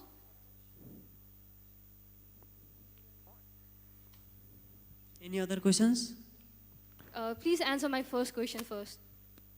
Please tell me this in short. So what? Tell me your question in short. Okay, so how can you be so sure that Orient Simplex is the responsible one for your losses? How can you be so sure? As our witnesses Objection. said that. I like to say that, of course, Orient Cineplex is responsible. What about the 30% of students who have How? left? My question is how? How? Because even the teacher claimed that before the opening of Orient Cineplex, it was peaceful, it was calm. They could teach, students could learn. And after the Orient Cineplex, just suddenly, how did the 30% of students left? Your Honor, who would you give more credibility? A government official or a mere teacher in a privately owned business? Thank you, that's all. Any other arguments, respondent? No, ma'am. Okay, petitioner, your closing statement. Your Honor, today we raise a voice, not just for students, but for not just for focus coaching, but for every student who has ever tried to learn in the middle of chaos. Let me be clear, this is not about stopping a cinema. It's about ensuring that students are being drowned out by movie scenes. We are not asking them to shut down. We are asking them to maintain timing and have a different place by, and yes, that's all, Your Honor. Thank you. Respondents, your closing statement.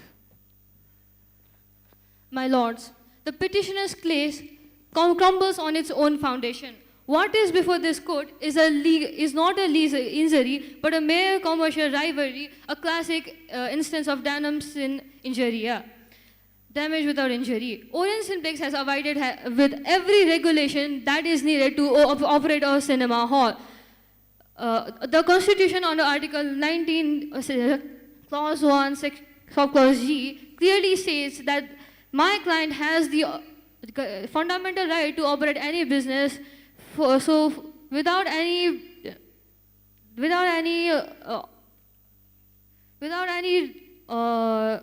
real proofs provided by the petitioner. I request the judges to dismiss this case and please provide my client with justice. Thank you. The dispute before the court raises the principle of damnum sine injuria, mere loss without legal injury. The petitioner alleges nuisance due to noise and disruptions affecting his coaching business, whereas the respondent asserts lawful operations with due compliance. The court must examine whether the petitioner's grievances constitutes actionable nuisance or falls within lawful commercial competition. The matter is adjourned for further arguments. Thank you, participants. We now move ahead with case code 11, which is represented by RS02 as the petitioner and RS07 as the respondent. The case is dealing with Arjun Mehta versus the state. Team code RS04 and RS05. Please report backstage. The facts of the present case are Arjun Mehta, a 16-year-old student, was accused of running an anonymous social media account that targeted a classmate with offensive memes, body-shaming posts, and personal insults.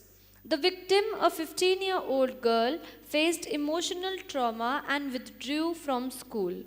Arjun was identified through digital tracing and detained under the Juvenile Justice Act and relevant sections of the IT Act.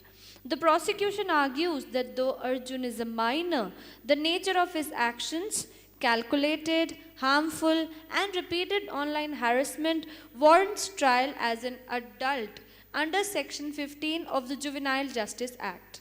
They argue that the crime reflects sufficient maturity and intention. The defense argues that Arjun, being under 18 years of age, should be reformed, not punished, and that he lacked the emotional maturity to understand the full consequences of his actions. They emphasize the importance of rehabilitation over retribution for first-time juvenile offenders. The current legal issue before this honorable court is, should the legal system do an adult trial of the juvenile Arjun? Sorry for the interruption.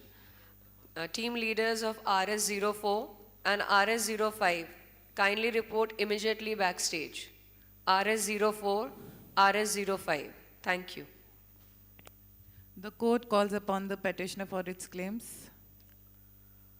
With due permission of the court, may the prosecution proceed. Granted. Thank you, my lord. My lord, before I begin with the laws, I wish to begin with a story not from a movie or a drama, but rather a story which unfolded in the life of a 15-year-old minor.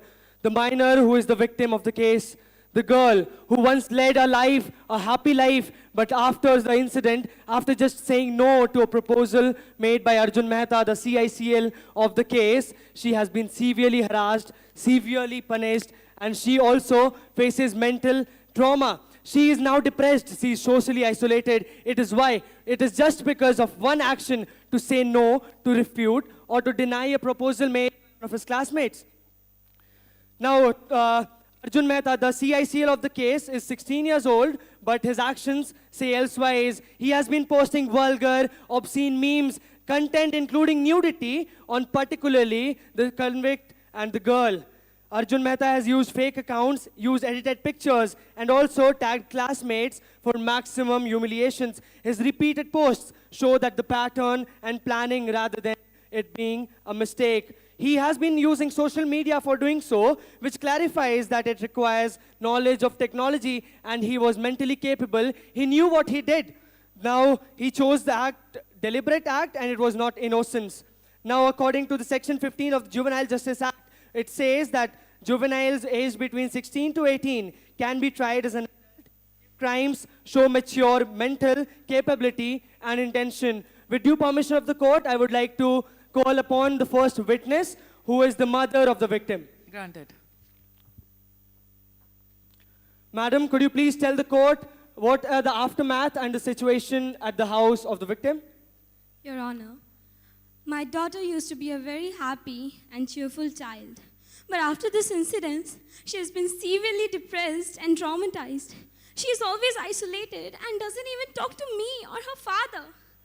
She has even tried to harm herself and has even attempted to suicide. Thank God she's safe for now. Thank you. My lord, through section 79 of the BNS, it can be conferred that Arjun's actions were directly insulting the modesty of the victim. Hence, his deliberate defamation has caused lasting emotional and social harm on the victim. With due permission of the court, I would like to call the second witness, who is the school counselor at Arjun's school. Granted. Madam, did you talk to Arjun and the victim?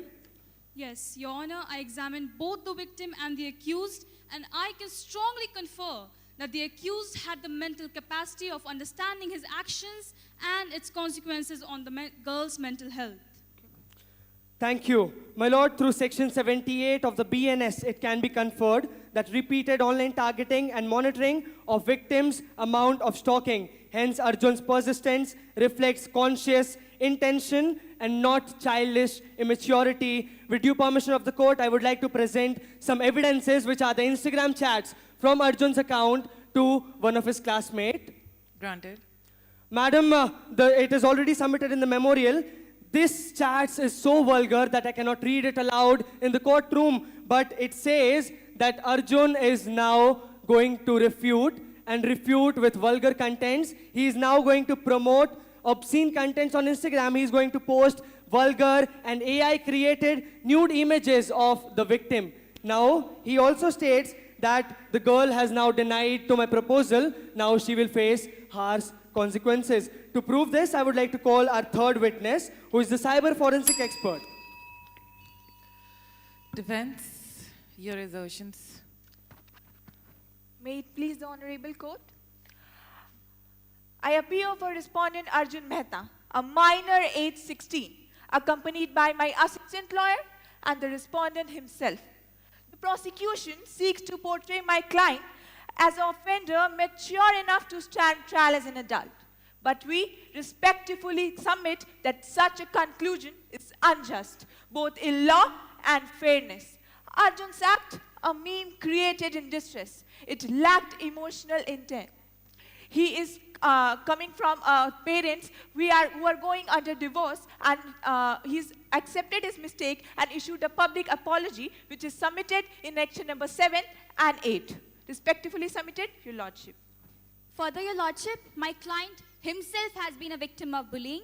To prove such claim, we have submitted a CCTV footage under annexation number 5, and he has often sought the help of school counselor, Miss Arunima. I would request your permission to call her in the witness stand. Granted. So, Miss Arunima, in your opinion, what has affected Arjun's emotional and mental state? Actually, Arjun was under severe emotional distress. His parents were going through divorce, and he was referred to me for counseling by his class teacher because he was bullied by some students in the classroom. Objection, my lord. Overruled. Did he show any sign of criminal or violent behavior in school? No, never. In fact, he's really good in studies and in parallel academics too. Point to be noted, my lord, we have submitted Arjun's academic record under annexation number 5. Also, Ms. Arunima, did school file any record of disciplinary action against the complainant? Yes, the girl in the case had received a yellow card from the school for bullying some other student, including Arjun. So we can say that Arjun was more of a victim than an aggressor. Yes or no? Yes. Thank you, Ms. Arunima. Lordship, we have submitted counselor's report and disciplinary record under annexation number 6 and 9. Also, my lord, you have to note that before taking a legal procedure, my client was threatened and assaulted by the petitioner's family, which has resulted in fracturing my client's hand, which has been documented and submitted under annexation number 3 and 10. Respectfully submitted, Your Lordship. Adding to this, I want to Objection, seek my the lord. court permission Overruled. to call our next witness, who is the housemaid employed at Arjun Mehta's residence. Granted. माननीय न्यायालय के सामने अपना परिचय दीजिए। साहब, मेरा नाम शांता बाई है। मैं अर्जुन बाबा के घर पे पिछले 6 साल से काम कर रही हूँ। आप अर्जुन और उसके घर के माहौल के बारे में क्या जानती हैं? साहब, अर्जुन बाबा के घर का माहौल बिल्कुल ठीक नहीं है। साहब और मेम साहब हमेशा ही लड़ते झगड़ते रहते हैं। अर्जुन बाबा चुपचाप अपने कमरे में बैठा रहता है। कभी कभी तो ऐसा भी होता है कि वो खाना नहीं खाता है, सोता नहीं है। अर्जुन बाबा दिल का बहुत अच्छा है। मैं तो यही कहूंगी कि इस बच्चे को बचा लीजिए, वरना ये टीवी सीरियल जैसा विलन ना बन जाए। Okay. Point to be noted, my lord. Arjun's home atmosphere has hampered Arjun to this extent. God forbids, if he will send to retribution over rehabilitation, it will worsen the situation, creating a revengeful nature in future. Next, I want to seek the court permission to call our next witness, who is a friend of the complainant. Granted. So, please give your introduction. Lordship, I am Shambhavi, a very close friend of the complainant. And yes, it is true that she often mocked and bullied Arjun in school. Sometimes she called him names as well. Which kinds of names? Actually, I'm feeling very awkward to say the names, but few names which I can tell you are like Nata Neta, Kala Bandar, and Budbak. Okay, so it is point to be noted, my lord. Any child will get offended and feel uncomfortable and shy if he will call like these kinds of names among his peers. Respectfully submitted, your lordship. Petitioner, your arguments and cross-examination. My lord, before arguments, I would like to call the mother of the victim for a statement, for a clarification. Ma'am, was Shantabai working at your household? Objection, my lord. Shantabai was a housemaid at Arjun's residence, not at the girl's residence. Sustained. So first, confirm what you are asking. How can Shantabai say about our client? I think you have not heard it properly. She's talking about Arjun's mental health and his emotional. All right. The defendants already proclaimed that Arjun has been good in academics, which again proves that he was mentally capable and he knew what he did. They are contradicting their statements. They are calling them... my lord. Academic and mental health cannot be correlated. And also... Someone can be depressed but still excel in their academics. Overruled. But then you say that divorce of parents. How does divorce and this household problems allow a child or a person to, how does it allow someone to harm the dignity and right to life of some other individual? Objection, my lord. We are trying to frame a background of Arjun's mental health, what has provoked him to do such action. Overruled. And also you submitted the evidences of Arjun being physically assaulted. Where are those evidences? Where is the CCTV footage and where are the evidences? Objection, my lord. We have the CCTV footage in which in school... what are its sources? These are doctorated. This is not the real CCTV footage. Petitioner's counsel, please maintain decorum. Please be soft. Ma'am, we have an image. While coming to school, Arjun was threatened and beaten by the complainant's family, and he was accompanied by a child in school, and we have Arjun's photograph as well as CCTV footage while coming to school. Objection, my lord. Are the sources mentioned there? It is from the school. It is also written, screenshot CCTV frame, school gate, 14 November 2024 at 12:46 a.m. p.m.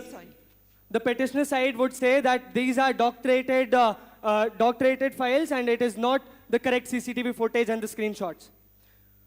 Also, you are saying that it is assaulted, the victim's parents have assaulted. For God's sake, why will a victim's parent go to the convict's house and assault them? Objection, my lord.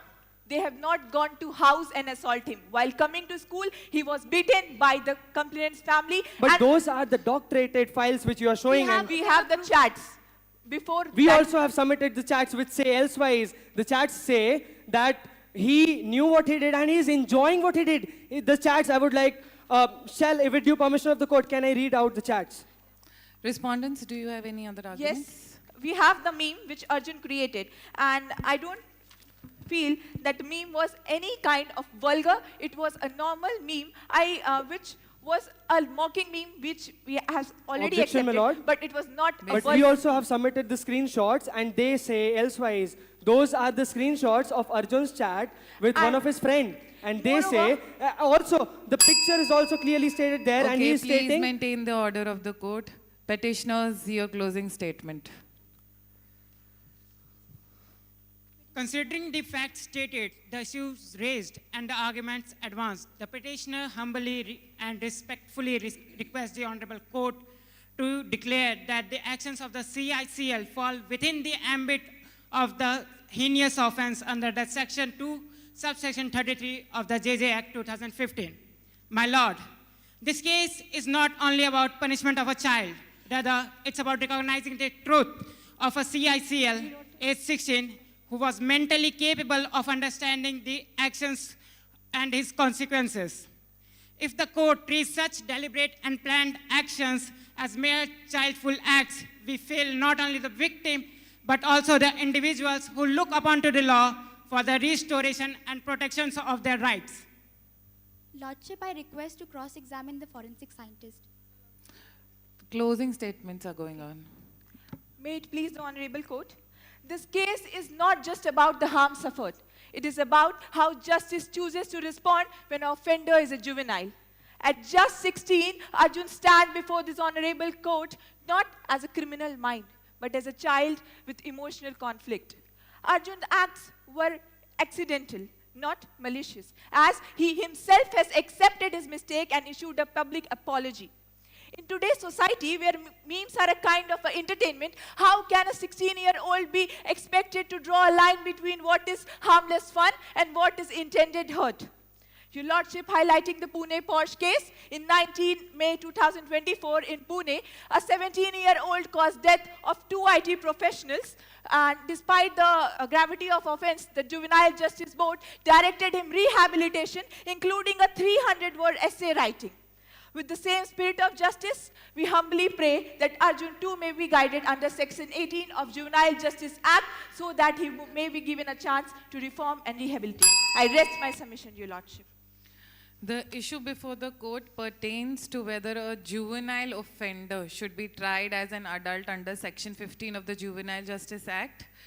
The prosecution presses for adult trial, citing gravity, while the defense presses or stresses on reformative justice. The court must examine the rights of a child with societal interests. The matter stands adjourned and social investigation report to be filed. Thank you. Thank you, participants. We now move over to case code 12, RS04 representing the petitioner, RS05 representing the respondent. The case is dealing with Smart Vision Media versus the NGO. The Team facts. code RS15 and RS18. Please report backstage. The facts of the present case are as follows. Smart Vision Media, a leading beauty product company, launched a TV advertisement for its fairness cream showing a young woman facing job rejection due to her dull skin tone. After using the product, she appears visibly fairer and is shown succeeding professionally. The ad sparked public outrage, with NGOs and citizens filing a class action suit alleging it promotes racism, unrealistic beauty standards, and misleading young consumers into linking success with fairness. The petitioners claim the ad violates ethical advertising norms and emotionally manipulates viewers, especially young women, into believing lighter skin guarantees success. They argue it reinforces harmful stereotypes and it should be banned, with compensation awarded to public interest groups. However, Smart Vision Media defends the ad, stating it is a symbolic fictional portrayal of confidence and transformation, not intended to promote the discrimination. They argued it complied with ASCI guidelines, makes no false medical claims, and reflects consumers' choice in a free market. The backlash, they claim, stems out from personal interpretations and not legal violations. The company also emphasizes that there was no intent to offend and the depiction is consistent with a long-standing industry practice. The current underlying legal issue before the Honorable Court is Smart Vision Media liable under consumer protection law for promoting fairness products using racial undertones that may mislead or harm public sentiment? Petitioner, please come forward with your claims. Your Honor, the counsel seeks permission to start the hearing. Granted. Much obliged. May it please the Honorable Court. We, the petitioner, stand before you to protect the dignity, equality, and mental well-being of millions of consumers who has been misled by Smart Vision Media's advertisement. This advertisement directly links fair skin tone to professional success, which is just not even discriminatory, but also harmful for our society. As according to the Section 2, Clause 28, under the Consumer Protection Act 2019, a misleading advertisement is one which misleads the consumer and gives false guarantees. It also violates the Article 21 of Constitution, which safeguards the right to dignity and also breaches the ASCI guidelines of self-regulation. I would like to submit the evidence of advertisement released by Smart Vision Media.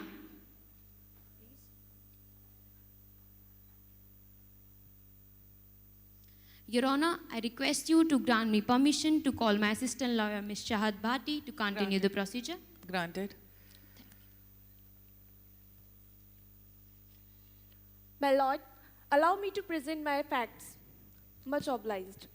This ad aired nationally across television and digital platforms. Within days, it triggered outrage across the India. Thousands of citizens condemned it online. The backlash proved itself public harm caused. This is not just an interpretation, but collective outrage, discriminating messaging. I request you to allow to call my petitioner for further procedures. Yes. Thank you.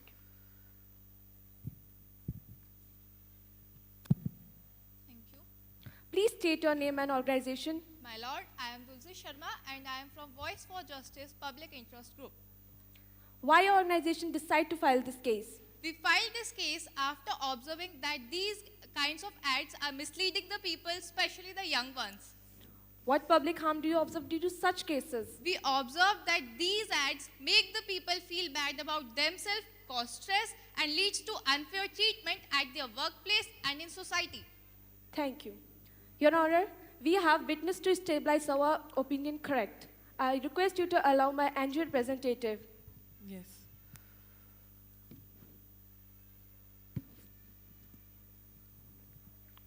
Ms. Agrawal, you work with different young women affected by discriminating messaging.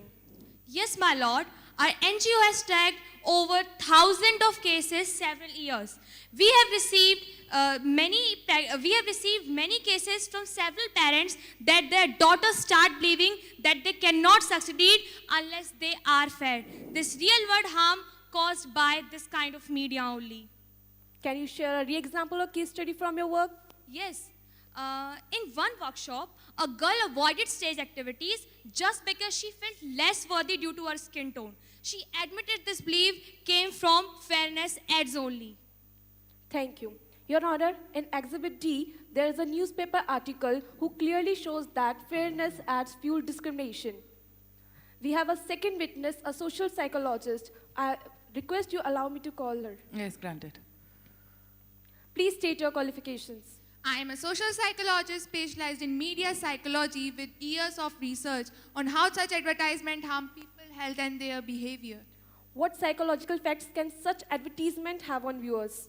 Such advertisement can foster inferiority complexes, lower self-esteem, and create harmful comparisons that negatively impact mental health of a viewer. Your Honor, in Exhibit B, we have a survey data in which 70% of the women feel pressured from lightened skin tone. Thank Respondent, your opening statement. Your Honor, may I approach the dais? Yes. Your Lordships, the case is not just about one advertisement. It is about preserving the space for creativity, confidence, and hope in commercial speech. We therefore humbly pray that this honorable court to uphold the fundamental right to commercial speech under Article 19, Clause 1, Subclause A. Even if the petitioner argue about perception, it must be remembered that the offense alleged is subjective, but the law deals with objectivity. Your Honor, I would kindly seek your permission to show our exhibit number 1. Granted. Pranav. Your Honor, you'll have to see the exhibit on the front screen.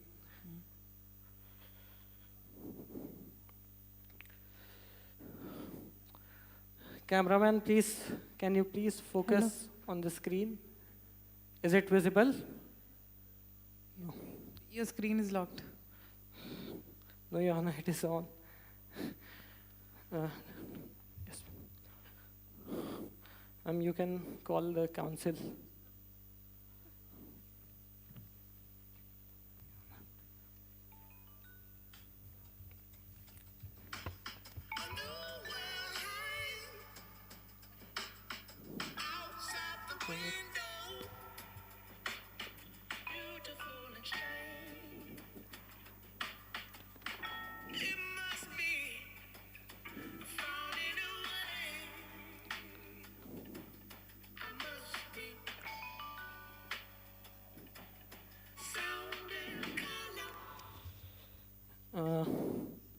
Your Honor, as you can see, the above advertisement clearly was dramatization and depiction to link it to use of the device rather than a literal guarantee to travel to a universe.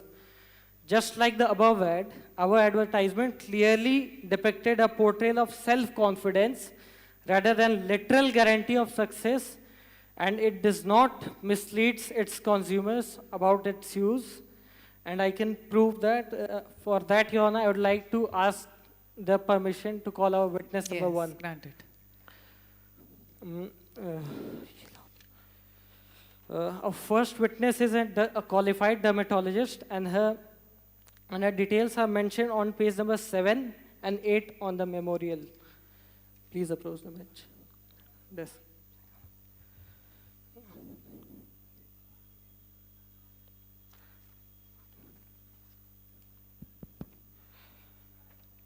Doctor, in your expert opinion, can tropical creams bring visible improvement in skin tone?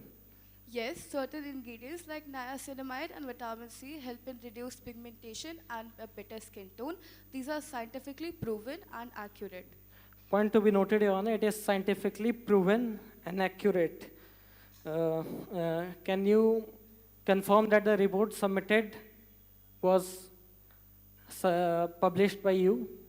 Yes, I have 15 years of experience in clinical experience, and it was submitted by me. Okay, you can approach.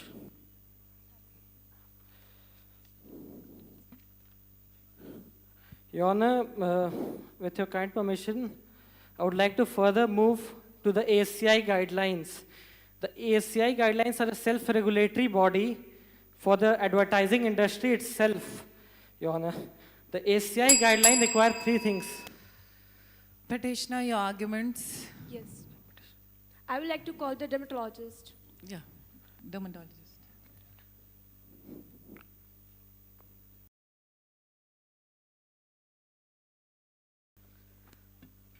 In your medical opinion, it is correct to say that success gets only after fair skin? No, it is not correct. Are showing darker skin is unhealthy or inferior? Excuse me. Showing darker skin is good, showing darker skin as inferior is correct? No. Are you aware about ASCI guidelines? Yes.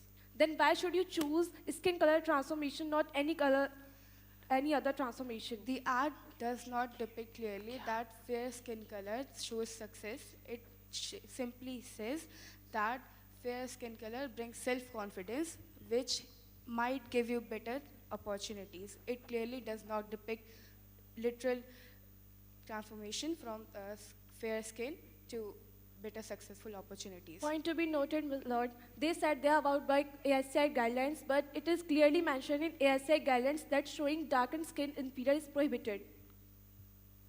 Thank you. Any other argument? No. Respondent, your arguments. Your Honor, I'd like to say that ASCI guideline, ASCI's code for self-regulation explicitly permits certain kinds of puffery. Puffery is a type of exaggeration of facts used in the ad, Your Honor. It states that obvious untruths or exaggeration intended to amuse or catch the eye of the consumers are permissible. provided that they are clearly hyperbolic and humorous. They are not likely to be understood as misleading claims, Your Honor.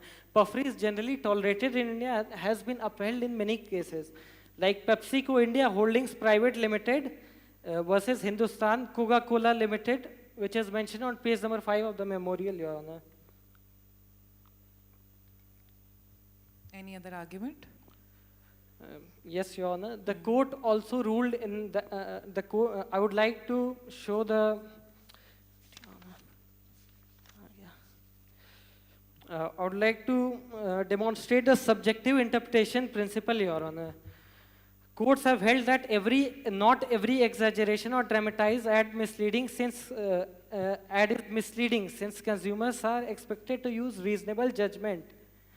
Your Honor, the same case is mentioned in that also.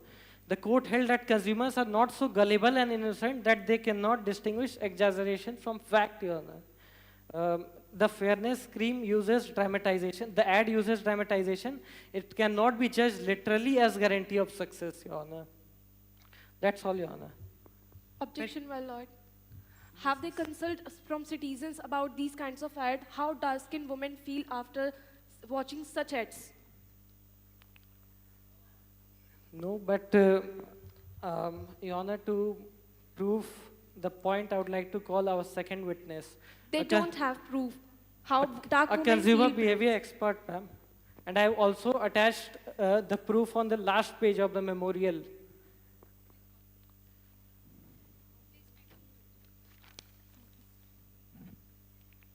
Question.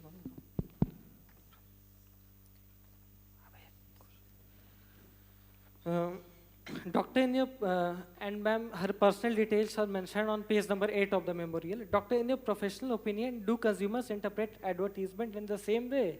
Definitely not. There are different minds in the country and they all think differently. There are different perceptions of the people, and for some people it might be offensive, for some it might be humorous, and for some it might be inspiring too. It's all about the thing, the way the people take up the things. Petitioner, your closing statement.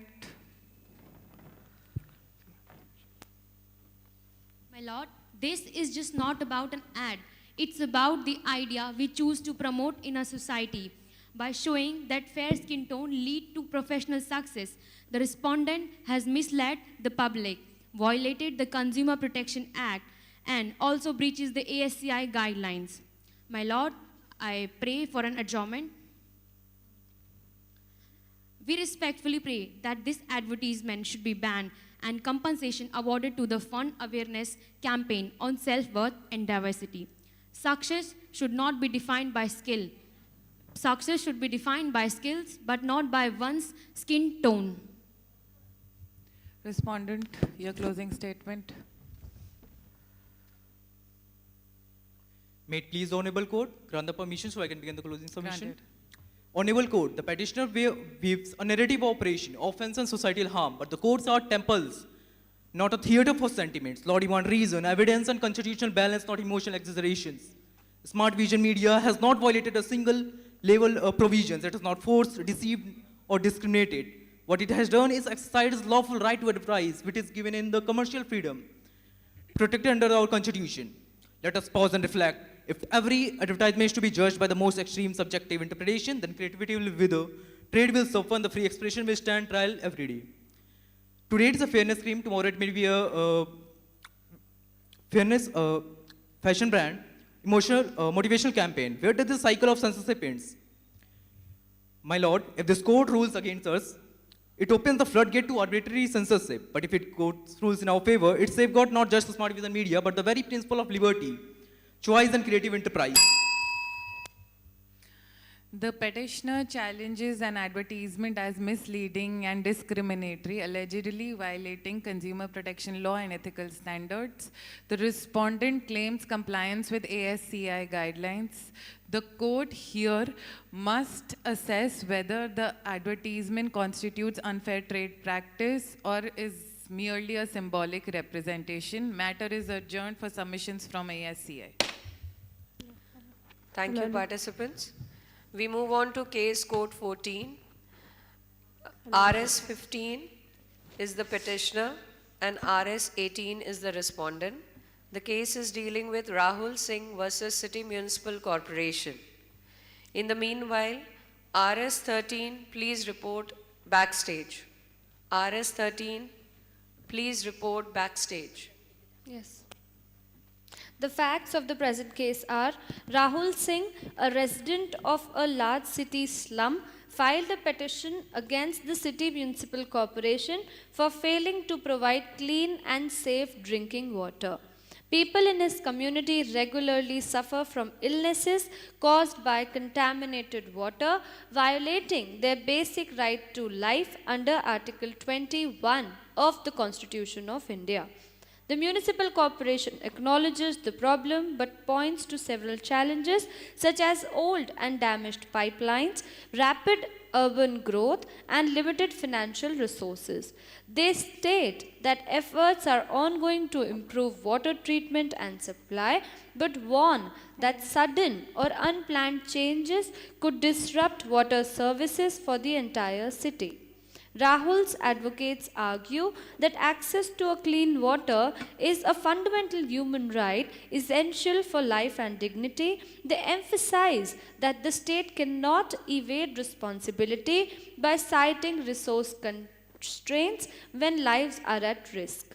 They demand immediate and effective action, including investment in the infrastructure, regular water quality monitoring, and strict accountability for negligence. Delay or inaction, they assert, violates their constitutional guarantees and perpetuates public health crisis among the most vulnerable. The defense stresses that while clean water is crucial, the municipal corporation faces several structural and financial challenges that require time to address. They argue that hasty demands for quick fixes risk destabilizing the city's entire water supply network, potentially causing widespread shortages and harm to millions. The defense calls for a balanced, phased approach supported by increased funding, technological upgrades, and community participation to achieve sustainable improvements without risking greater harms. The underlying legal issue before the current Honorable Court is, does the failure of the City Municipal Corporation to provide safe drinking water violates the residents' right to life under Article 21 of the Constitution of India? The court calls upon the petitioner to put forward its claim. Your Honor, I'm Lakshita Sharma, Senior Counsel, and Neha Kalwani, my Junior Counsel, representing Rahul Singh. We are here not merely with a complaint, but with a crisis. Article 21 of our Indian Constitution guarantees that every citizen has a right to life. But that right is meaningless without access to clean drinking water. In our city, what flows from taps is not a life, it is disease, suffering, and negligence. The city corporation has failed in its duty, due to which the poorest suffered the most, with their health, lives, and dignity. Your Honor, these are not just papers, they are proof of pain. The reports reveal dangerously high level of bacteria, including E. coli in municipal water. Over 130 cases of jaundice, typhoid, and diarrhea were recorded in just the past 2 months. The evidence clearly show broken pipelines, leaking tanks with algae, and open drains passing near supply points. Your Honor, this is not just a poor service, it's a violation of human dignity. Every day, families stand in a long queue hoping the water comes.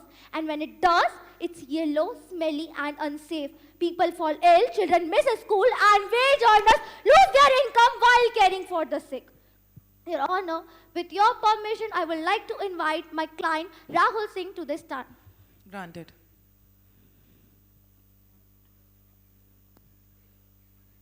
Sir, अपनी परेशानी के बारे में court को बताएं. Your Honor, मैं राहुल सिंह हूँ. मेरी कॉलोनी में बहुत लोग बीमार हुए हैं. वैसे तो सब कहते हैं कि जल ही जीवन है, लेकिन जो जल हम पी रहे हैं वो जीवन नहीं, जहर बन चुका है. हम जब भी हमारी परेशानी उधर से उधर, उधर से इधर घुमाया जाता है, लेकिन कोई समाधान नहीं निकलता. Thank you. With your permission, Your Honor, I would like to invite Ms. Sunita Devi, a long-time resident of same area. Granted.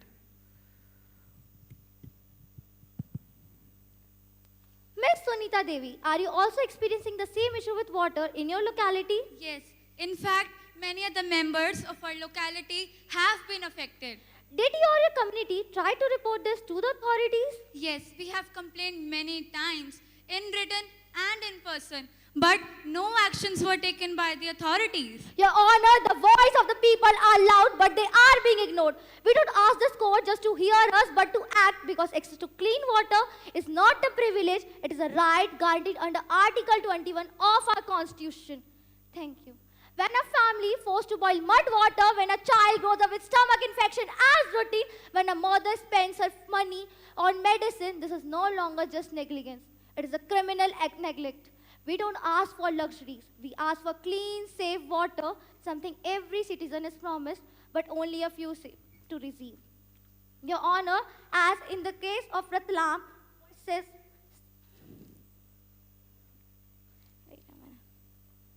as in the case of Lucknow, have held that municipalities cannot escape their obligation to supply clean water by setting financial or administrative limitation. Courts may direct criminal prosecution of municipal officers for willful non-compliance. Thank you. Respondent, your opening statement. May it please Your Honor. Article 21 of the Constitution ensures protection of life and personal liberty to all the citizens of India. In case of infringement of fundamental rights, the Honorable High Court may exercise the jurisdiction of Article 226, in which extraordinary powers given to the Honorable Court to issue certain writs for the enforcement of writs or for any other purposes, and the jurisdiction to issue directions, orders of writs. Whereas Article 227 of the Constitution ensures power to the superintendents to the High Court on the subordinate court. Your Honor, my first submission is that the petitioner has no local standing as an encroacher. He's not a taxpayer, as well it doesn't represent all the members of his Overruled. of his society. He's not even applied for the water connection too, as said by the petitioner himself. This is a question of a large slum which was sudden encroachment on the municipal land without any permission. It is obvious that in recent past, there was no residential habitation in that area, and accordingly, water supply, drainage, or any other system was not provided and planned. Your Honor, our municipal corporation is a reputed corporation, appreciated for its skilled and efficient administration. Our Chief Water Supply Engineer, Mr. Mehta, Health Officer, Dr. Meena, and Assistant Engineer, Mr. Shalini, both present here as witnesses, have made the survey and examined the system and supplied the concerned area. Mr. Shah, the Commissioner of Municipal Corporation, is also present here as respondent, and under his supervision, the water quality of the city is run and managed smoothly. My Lord, can I call my first witness, Mr. Shah, the Commissioner of Municipal Corporation?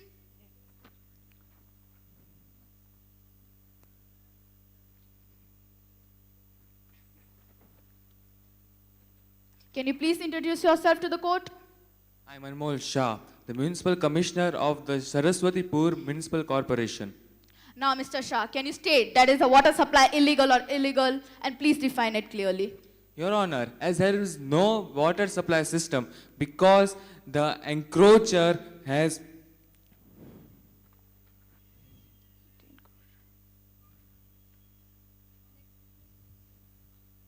Thank you, Mr. Shah, for your statement.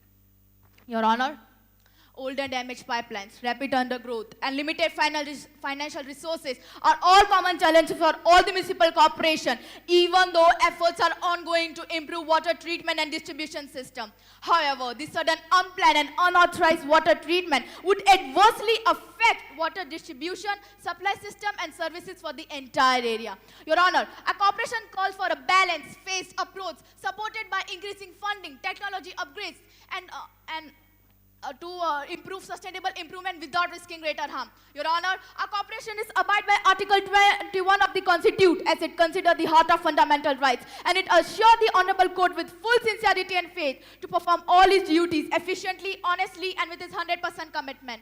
Ma'am, I humbly pray to the Honorable Court to dismiss the petition of the applicant and to award the cost of the litigation to the municipal corporation. I am highly obliged. Petitioner, your arguments. Your Honor, my learned friend has stated that if the municipal corporation is so reputed and doing such a good job, then why the people spending money on water purifiers? Why do people hesitate to drink the tap water? Why are there still so many cases related to the waterborne diseases caused by water contaminated? Your Honor, if the actions were taken, then where are the results? We ask for the results because people don't drink promises, they drink water, and that water is poison. With your permission... Objection, my lord. Basis.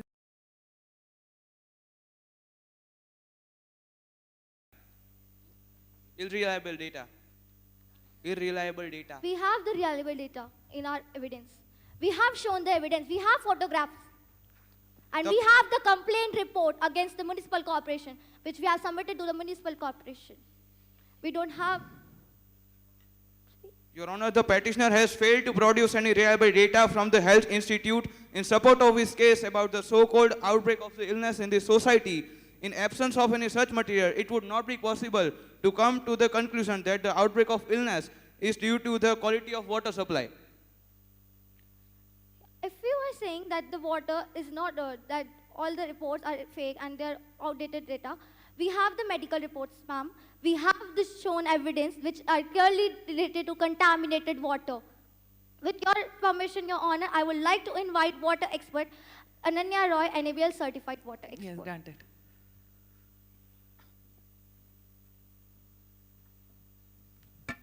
Ma'am, based on a test conducted in the 5 different affected areas, did the water is safe for consumption?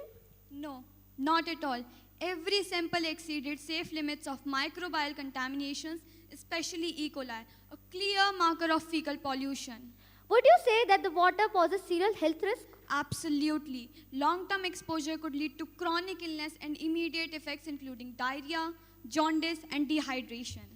Respondents, your arguments. Thank you. The council seeks permission to put out arguments. My lord, I would like to call Mr. Mehta, the chief water supply engineer, to read the local inspection of report made by him. Granted.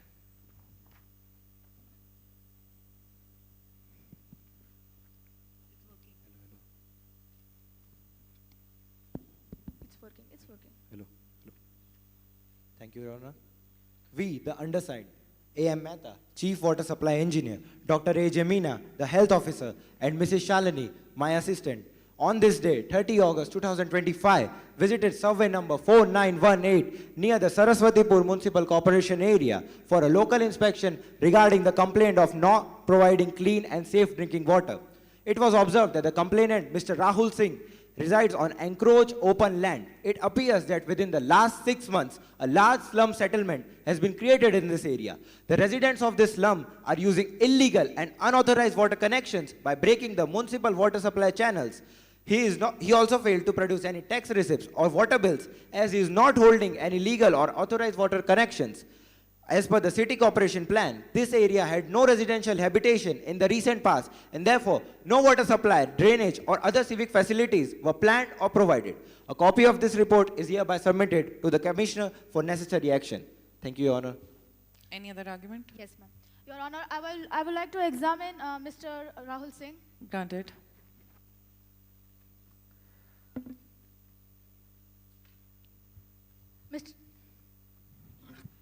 Mr. Rahul Singh, can you show any evidence that the municipal corporation deliberately ignored your complaint instead of acting on it firmly? क्या आप हिंदी में बोल सकते हैं? आप ऐसा evidence दिखा सकते हैं कि ये जो म्युनिसिपल कॉर्पोरेशन है उसने आपकी सारी मन्नतों को इग्नोर करा है?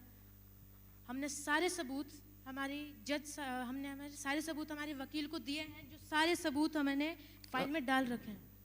Okay, petitioner, your closing statement.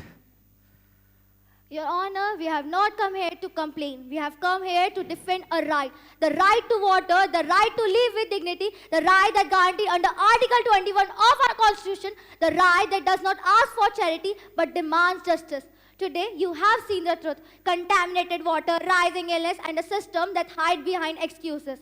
We have brought witness, we have heard experts, but more than that, we have heard pain. The pain of a city betrayed by the very system meant to protect it. Your Honor, we don't ask for luxuries, we ask for clean, safe water.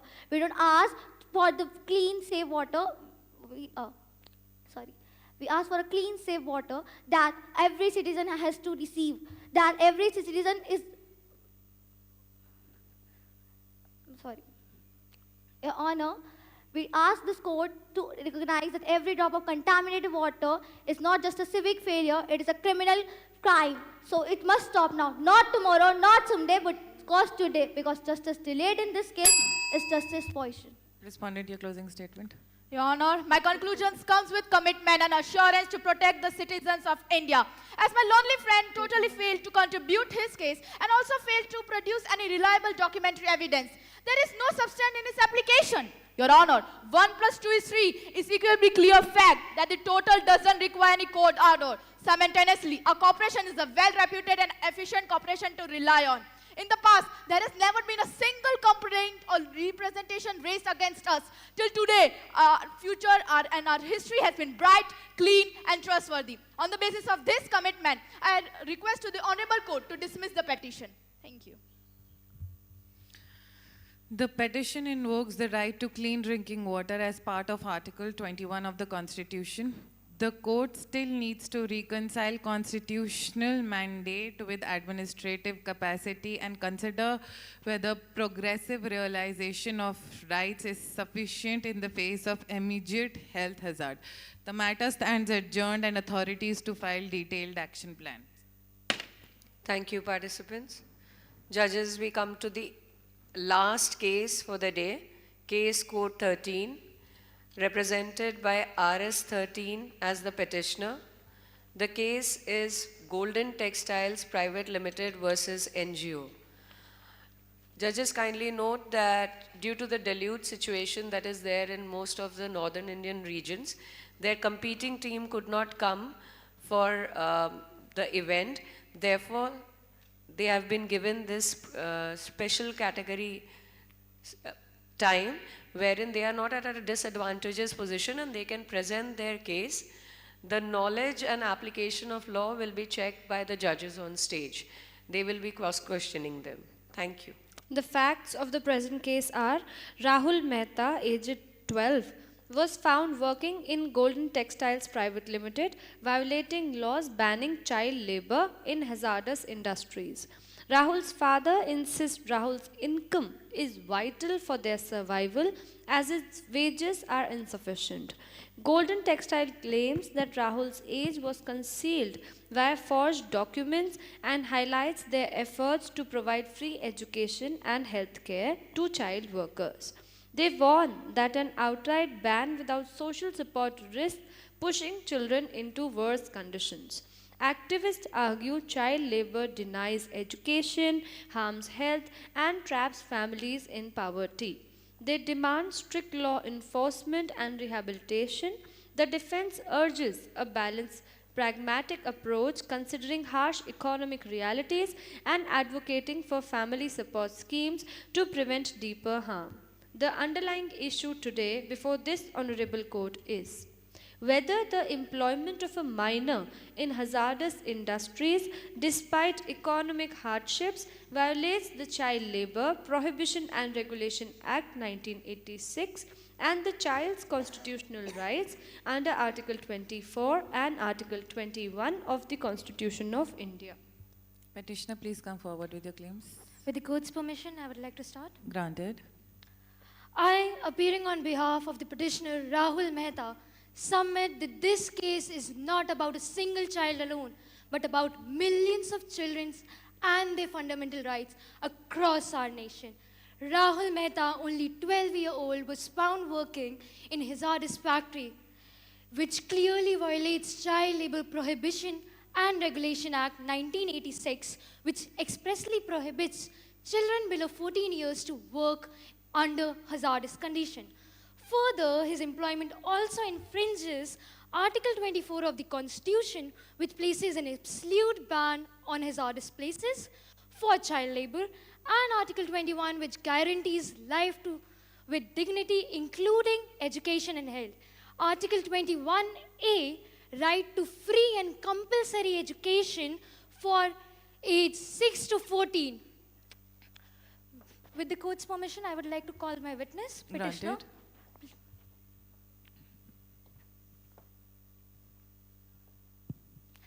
Your Honor, since my petitioner is mere child, I would like to ask certain questions and let him speak, with your permission.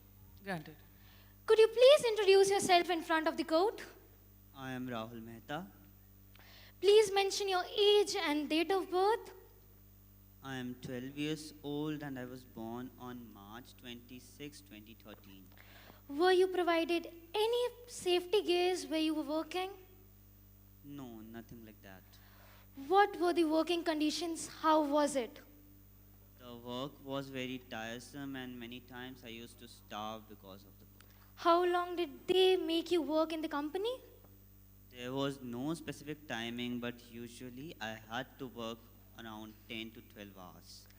My lord, since a mere child is not, it's enforced to a child is unjustifiable, and under any circumstances, a child cannot be placed in such in harsh conditions. No further question. Thank you. With this, Your Honor, I would like to call my co-counsel to proceed with the further proceedings. Yes, granted.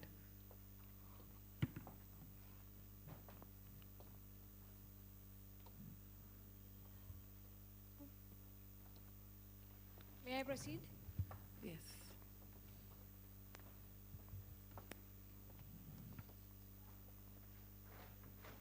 With the court's permission, I would like to call our first witness. Granted.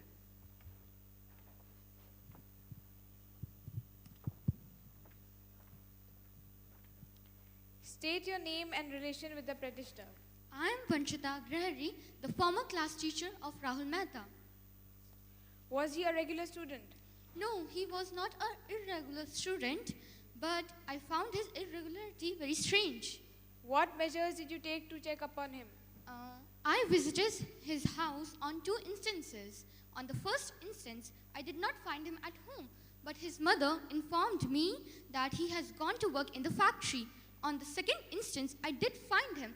He did not look very well. He looked malnourished, and I was concerned about his well-being.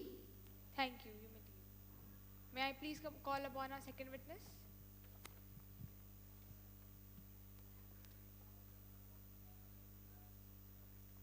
Please state your name and occupation. I'm Anya Nanda and I am a field officer in Helping Hands Foundation. Can you tell the court about your work in protecting children's rights? As I mentioned, I am a field officer, so I go around factories and workshops and conduct surveys on what they are doing to protect children and what they are doing against child labor. Your arguments? I would like my senior lawyer to proceed with that. With the court's permission, I would like to put some arguments. Granted. Our first argument states violation of fundamental rights that states Article 21, Article 21A, Article 24 was completely violated by the employment of my client Rahul Mehta. Secondly, the breach of statutory law, Child Labor Prohibition Act in 1986. Okay, petitioner, I have a question for you. Yes, ma'am. How do you justify a complete ban rather than regulating employment of children below 14 years? Because here, Rahul's father is admitting that the son's wages were necessary for survival. So isn't poverty, can poverty be used as a justification for relaxing the prohibition? Isn't it more of a socio-economic issue rather than a legal one? Well, according to MC Mehta versus the state of Tamil Nadu, the Supreme Court stated that economic hardship cannot be the reason to exploit childhood. It does not mean if you are poor, you can exploit a child because of just money. Thank you, Your Honor. Okay. And another question is, how can you really impose liability on an employer when the child's age was concealed using a forged document? Well, according to me, every company has a legal department which works to work on each and every documents when they are employing. How come they be so irresponsible while employing someone that they did not even know their real age? Yes, the father tried to do it, but that does not mean, according to them, that they can employ anyone and anyhow. Thank you, Honor. You may proceed with your arguments. Yes. Well, I have no further because you asked all the things and I included it in it. Okay, your closing statement. I'd like to call my assistant lawyer for preceding the closing statement with your permission. Yeah, Thank you, Your granted. Honor. Your Honor, child labor is not just illegal, it is inexcusable. In this case, we have seen clear evidence that Rahul Mehta was forced to work, which stripped his opportunities, his rights, his education, and his childhood. No justification can erase the harm that has been caused. The law exists to protect those who cannot protect themselves. We cannot let profit and convenience outweigh the basic rights of a child. Therefore, the petitioner humbly prays for this honorable court to hold Golden Textiles liable for violating the laws and the Constitution, direct immediate rehabilitation, education and health care for Rahul, ensure compensation and welfare measures for Rahul and similarly placed children. Thank you. The matter before the court involves employment of a child in hazardous industry prohibited under the Child Labor Act 1986 and violative of Article 21 and 24. Due to the absence of the respondent, the case is being heard ex parte. The court will examine the strict liability of the employer and rehabilitation measures, but the matter stands adjourned and the directions issued to the Labor Department for factual verification.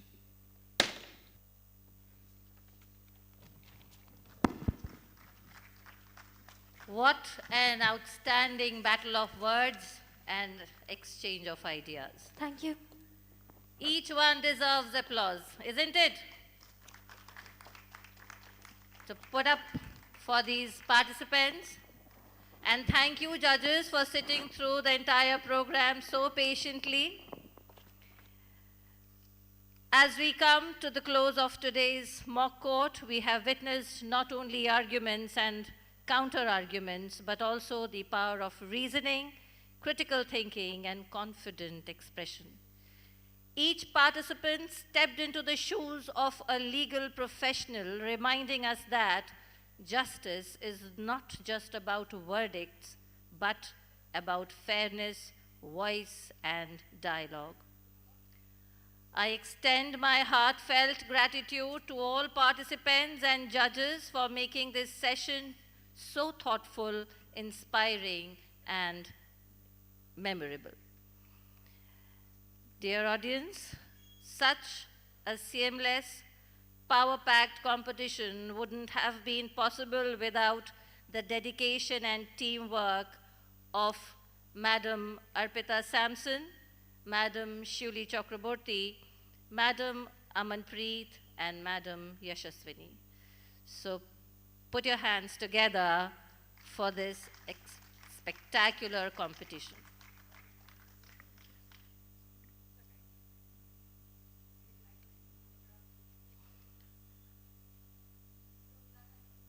It is so disheartening to see the auditorium sparsely occupied by the audience. After this, you can break for high tea, and you will report again back in the auditorium at 6 o'clock for Astra Grace. The teams who have yet not given their pen drives backstage can please do it. Astra Grace for the event Cultural Evening.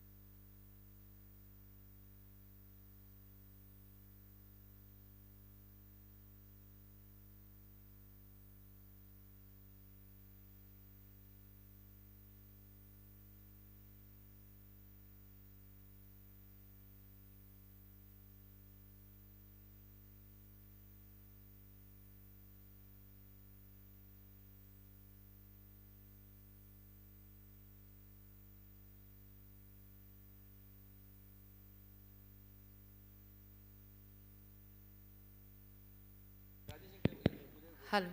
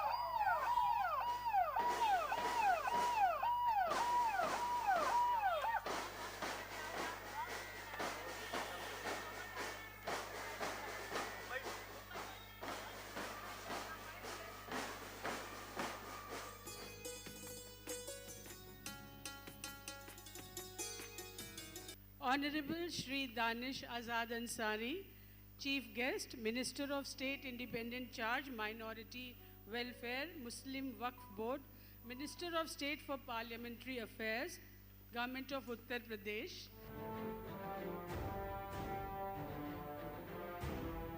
Welcome you all to the 7th session of the World Parliament. In a world shaken by the echoes of war, whether in Ukraine, Palestine, Sudan, or forgotten corners of dispute. Member nation Ukraine, you are recognized. Today my country stands at the crossroads of survival and hope. We have guests from schools from Bhutan, Nepal, Sri Lanka and other schools of Uttar Pradesh and states of India.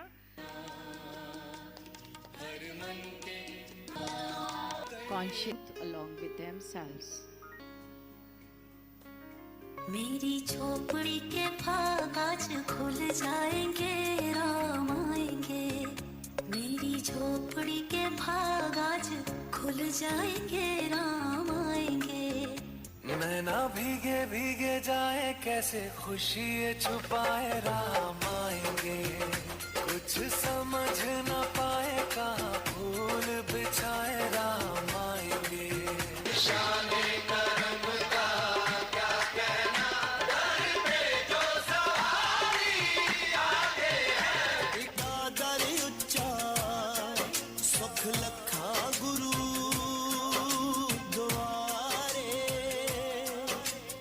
and there's just one thing that I want to say thank you Lord namo namo buddhaya bolo namo namo buddhaya एक कर दे हृदय अपने सेवकों के हे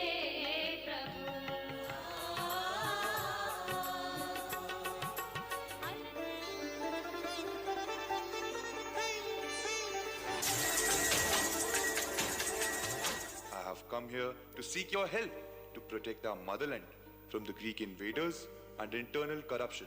पापभीताय विश्वसस्ताय विघ्नकरात्मने महासत्त्वाय कामकुम्भाय संघकार्यपटवे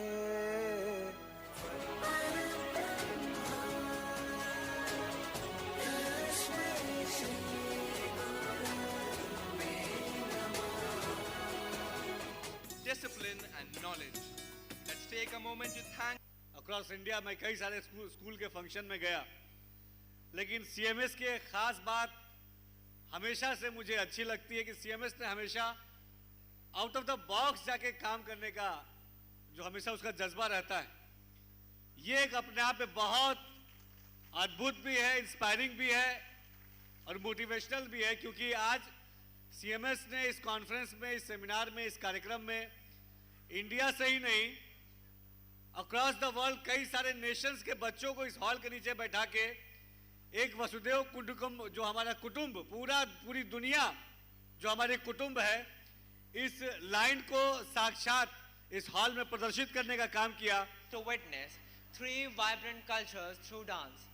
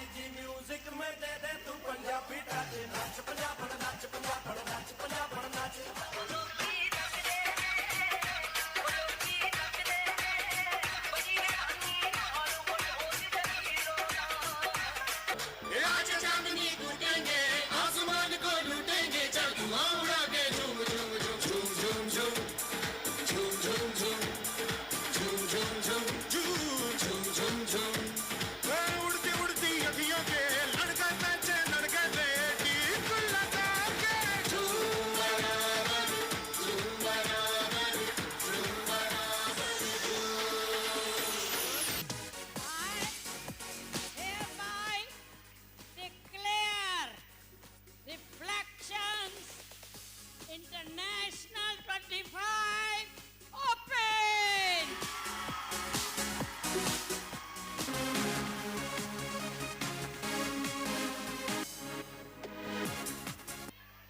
जय जगत, जय जगत। घरों से बच्चे मांग कर लाएंगे।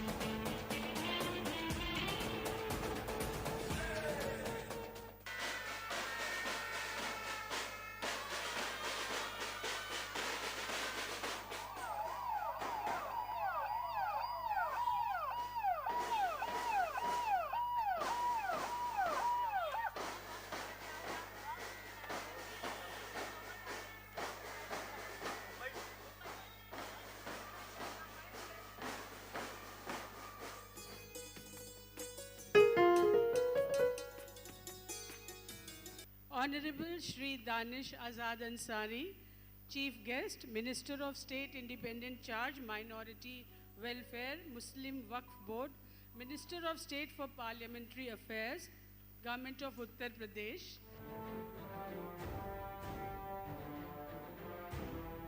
Welcome you all to the 7th session of the World Parliament. In a world shaken by the echoes of war, whether in Hello, Ukraine, hello. Palestine, Hello, chick. Sudan, or forgotten corners of dispute. Members Ukraine, you're recognized. Stands at the crossroads of survival and hope. So we have guests from schools from Bhutan, Nepal, Sri Lanka, and other schools of Uttar Pradesh and states of India.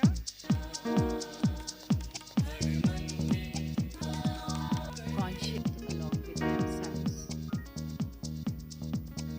मेरी झोपड़ी के भाग आज खुल जाएंगे राम आएंगे मेरी झोपड़ी के भाग आज खुल जाएंगे राम आएंगे नैना भीगे भीगे जाए कैसे खुशी ये छुपाए राम आएंगे कुछ समझ न पाए कहाँ फूल बिछाए राम आएंगे शाने करम का क्या कहना दर पे जो सवारी आते हैं पिता दर उच्चा सुख लखा गुरु द्वारे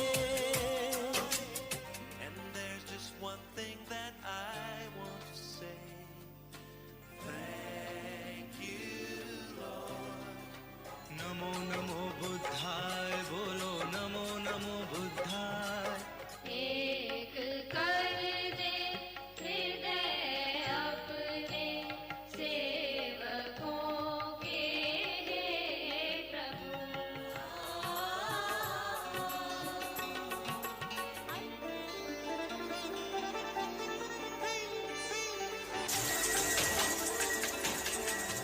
I have come here to seek your help to protect our motherland from the Greek invaders and internal corruption. पापभीताय विश्वस्ताय विघ्नतरात्मने महासत्त्वाय कामकुम्भाय सङ्घकार्यपटवे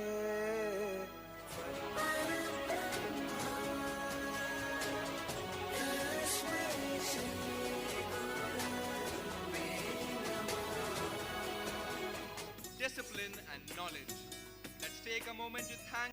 across India मैं कई सारे स्कूल के फंक्शन में गया लेकिन सीएमएस की एक खास बात हमेशा से मुझे अच्छी लगती है कि सीएमएस ने हमेशा आउट ऑफ द बॉक्स जाके काम करने का जो हमेशा उसका जज्बा रहता है ये एक अपने आप में बहुत अद्भुत भी है इंस्पायरिंग भी है और मोटिवेशनल भी है क्योंकि आज सीएमएस ने इस कॉन्फ्रेंस में इस सेमिनार में इस कार्यक्रम में इंडिया से ही नहीं अक्रॉस द वर्ल्ड कई सारे नेशंस के बच्चों को इस हॉल के नीचे बैठा के एक वसुदेव कुटुंब जो हमारा कुटुंब पूरी दुनिया जो हमारे कुटुंब है इस लाइन को साक्षात इस हॉल में प्रदर्शित करने का काम किया To witness three vibrant cultures through dance.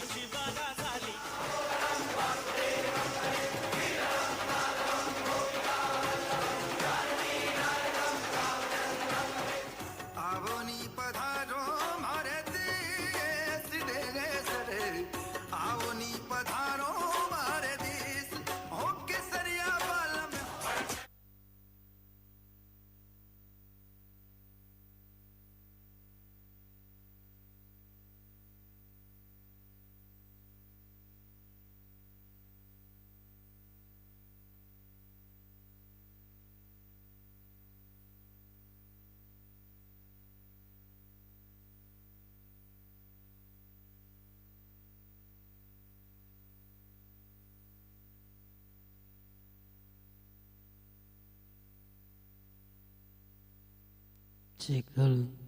Chick, hello. Hello, my chick, hello.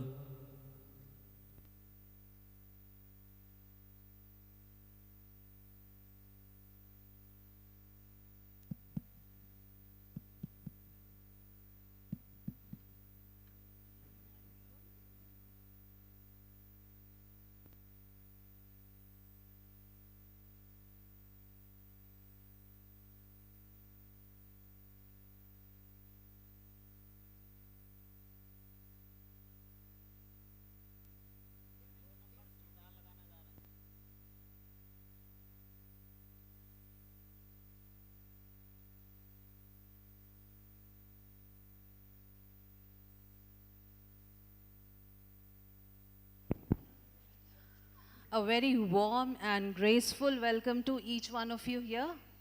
Today, as the stage is set to sparkle with rhythm, vibrance, and artistry as schools come from all across the globe. Let us all join the poetry in motion. Let us witness the mosaic of tradition, colors, and emotions that will obviously leave all of us mesmerized. To start off with, we have our host team, and before that we have Mr. Kultar, our senior music teacher. He is a well-known ghazal singer. He has performed in mega platforms like Doordarshan, Akashvani, and I'm sure his performance is going to be a treat to our ears. Okay, I will present a song. It's a very good song. It's my favorite song. Hope you will like.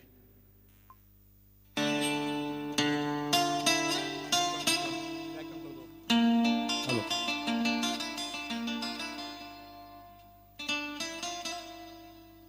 This song inspires us to get along with life.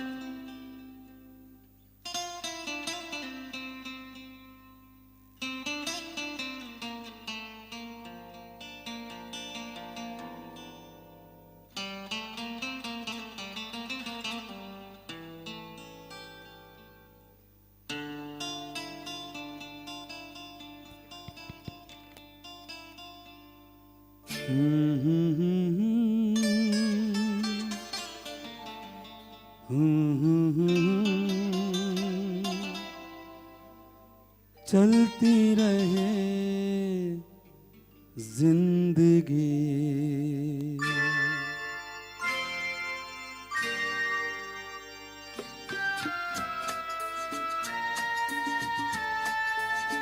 तुम भी चलो हम भी चले चलती रहे जिंदगी तुम भी चलो हम भी चले चलती रहे जिंदगी ना ज़मीं मंजिल ना आसमां जिंदगी है जिंदगी तुम भी चलो हम भी चले चलती रहे जिंदगी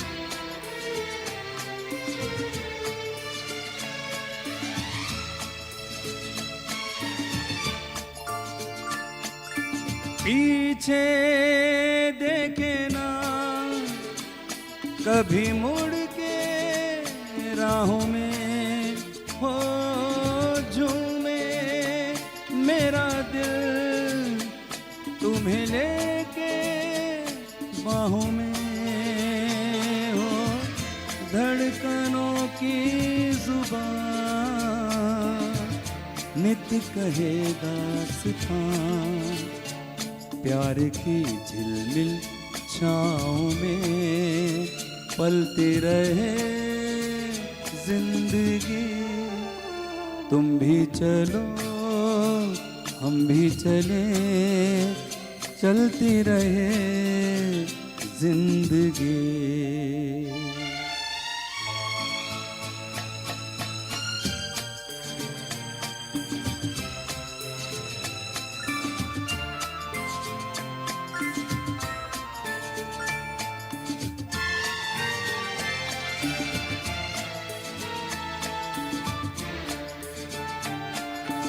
बहते चले हम मस्ती के धारों में हो गूंजे यही धुन सदा दिल के तारों में हो अब रुके ना कहीं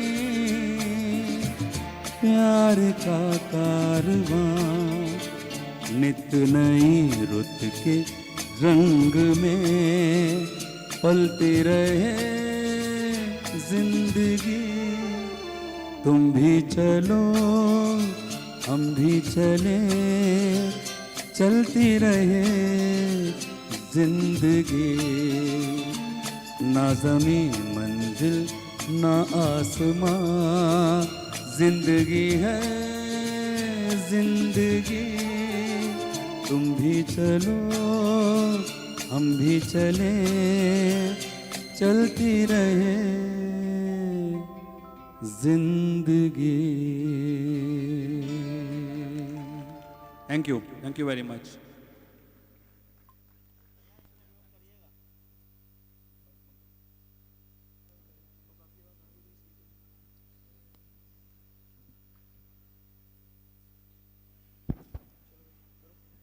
That was indeed mesmerizing, isn't it?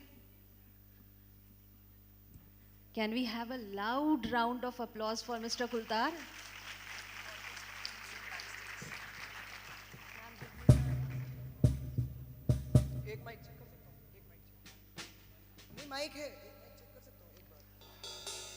I'm calling out the team codes. You are requested to report backstage. RK08, RK09, RS18, RK11, RS16, RS12, RK07, RS01, RS19, RS20, RK04, RK05, RS22, RK10, RK02, RS25, RS20, and other teams also. If you are ready, kindly report backstage.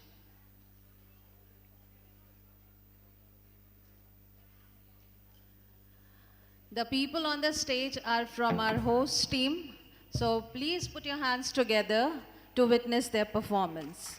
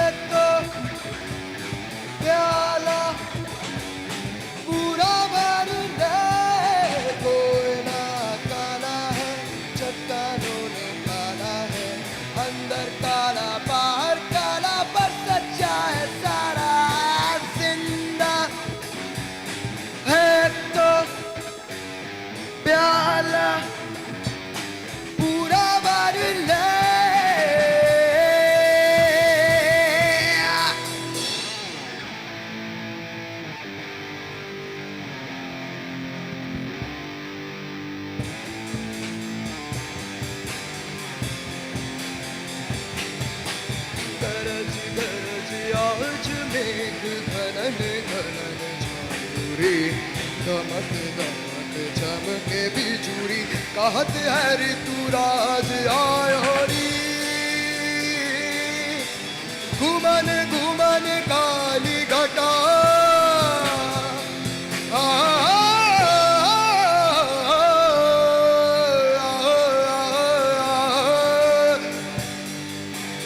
घुमन घुमन काली घटा रोद्र रूप भड़के धरती का रोम रोम भड़के भड़के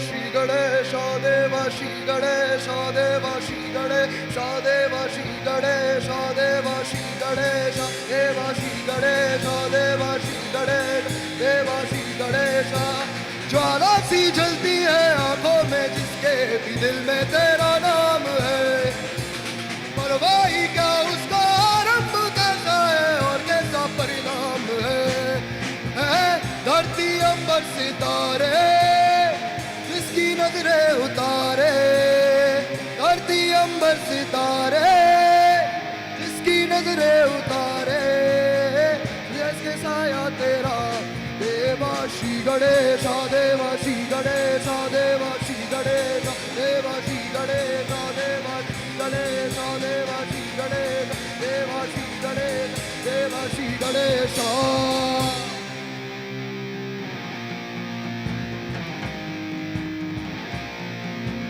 त्वमेव माता च पिता त्वमेव त्वमेव पति च सखा त्वमेव त्वमेव त्वमेव सर्वं मम देवने अच्युतां केशवं राम नारायणं गोपिका वल्लभं राम कृष्णं भजे अच्युतां केशवं राम नारायणं गोपिका वल्लभं राम कृष्णं भजे हरे राम राम राम हरे हरे हरे कृष्ण कृष्ण कृष्ण हरे हरे हरे राम राम राम हरे हरे हरे कृष्ण कृष्ण कृष्ण हरे हरे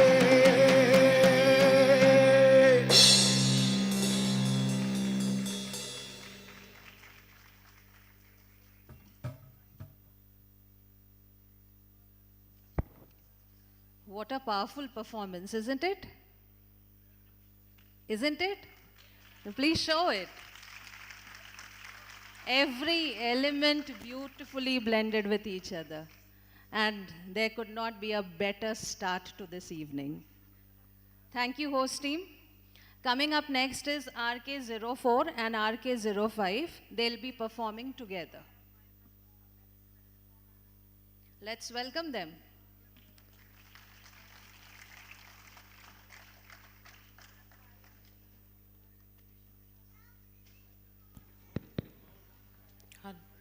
Check.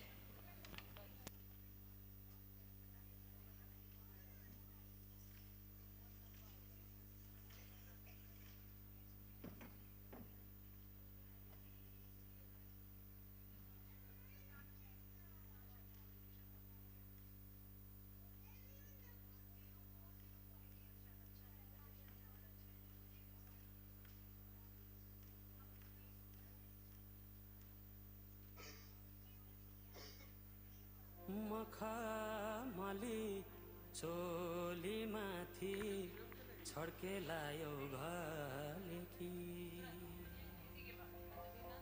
ए मखमली चोली माथि छड्के लायो घलेकी रूप सुन्दर मेरी हजुर दपकै बालेकी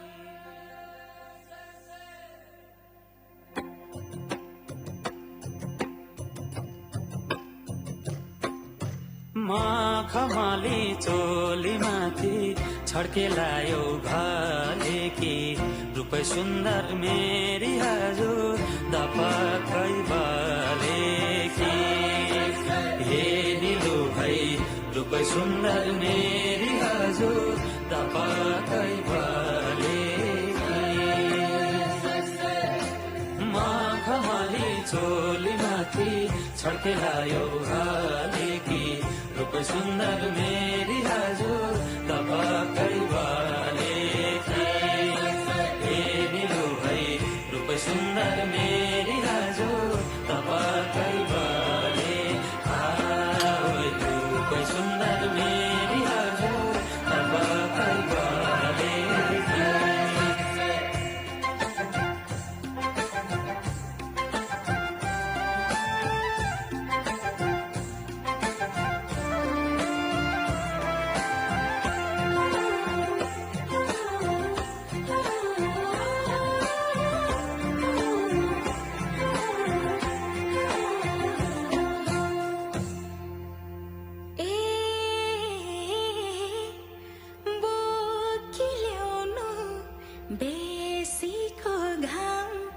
लेखमा चल्छ लुगुलुगे मौका मिल्दा मुखै फुर्नु गएपछि चुक्छु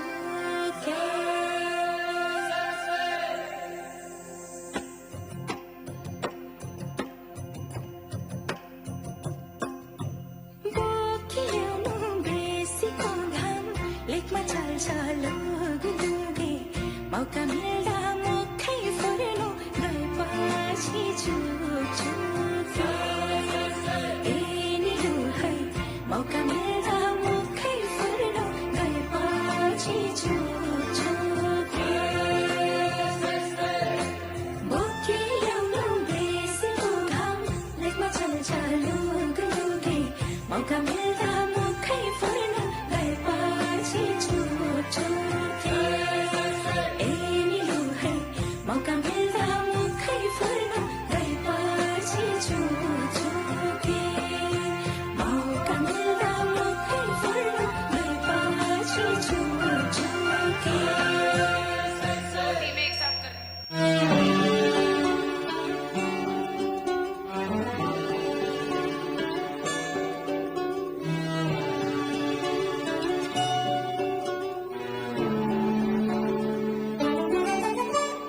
घरकेले छाउनु पराल्न खरा छैन नि झिङ्गटी घरकेले छाउनु पराल्न खरा छैन नि झिङ्गटी हौ भाग्यमै भए कमान्छु भन्छ चाप्टिन सम्पत्ति हौ भाग्यमै भए कमान्छु भन्छ चाप्टिन सम्पत्ति गाई भने सानो दुध दिन्छ मानो खानु कि नखानु मागेरै लानु नसक्नेसँग जानु कि नजानु धन सुक्यो रातले फकाउँछ कापले जानु कि नजानु धन सुक्यो रातले फकाउँछ कापले जानु कि नजानु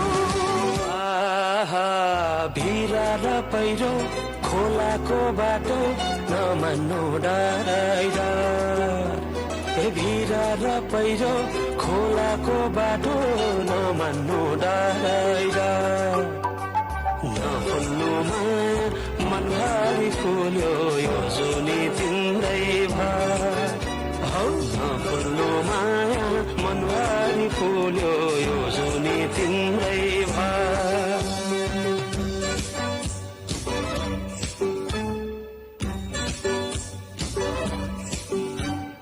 सुना है साथी दो धर्म परे के गर्नु देखाउने माया भगाउने माया कुन चाहिँ पत्याउनु धन सुक्यो रातले फकाउँछ कापले जानु कि नजानु धन सुक्यो रातले फकाउँछ कापले जानु कि नजानु धन सुक्यो रातले फकाउँछ कापले जानु कि नजानु धन सुक्यो रातले फकाउँछ कापले जानु कि नजानु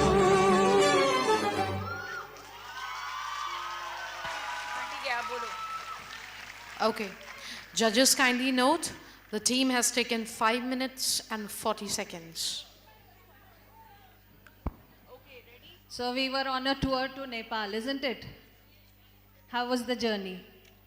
How was the journey? You need to show it.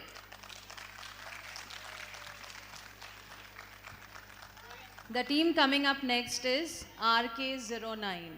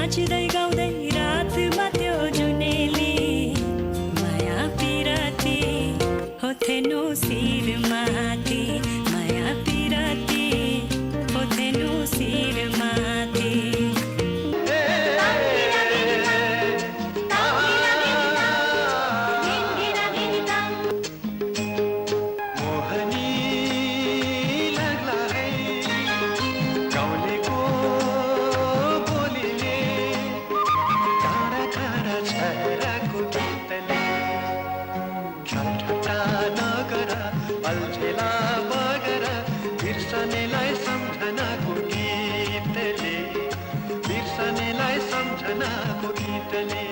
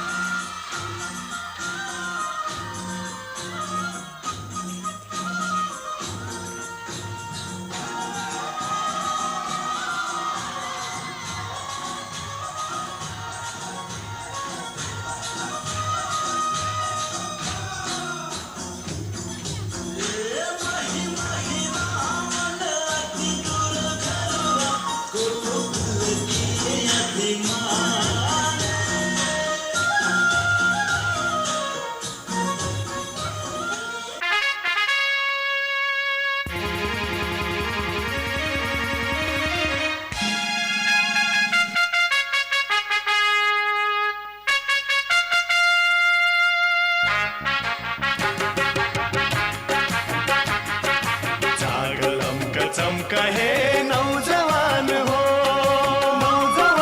हो आफ्नै ढङ्गले नयाँ रङ्गले देश सिङ्गार नयो जागलम्क चम्कहे नौजवान हो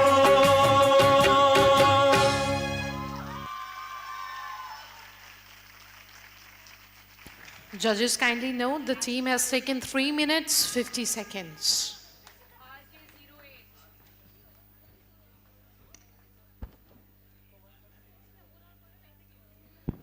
What an energetic performance, isn't it? RK09. This energy should match this energy. Judges, please note that was team code RK09. Coming up next is RK08.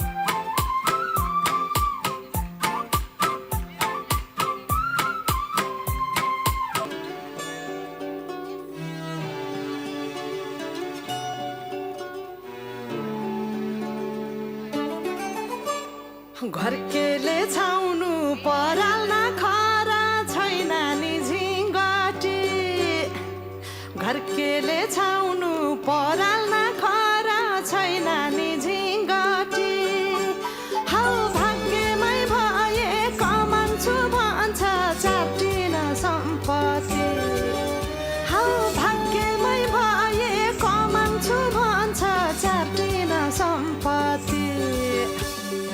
गाई भने सानो दुध दिन्छ मानु खानु कि नखानु मागेरै लानु नसक्नेसँग जानु कि नजानु धन सुक्यो रातले फकाउँछ काफले जानु कि नजानु धन सुक्यो रातले फकाउँछ काफले जानु कि नजानु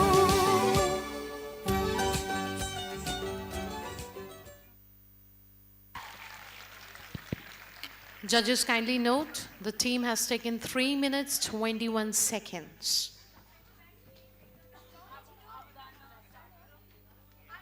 What a celebration of the culture of Nepal. So please give it up for Nepal. Judges, please note that was team code RK08. Coming up next is RK10. And this team is putting up a traditional dance form from the 7th province of Nepal. Let's welcome them.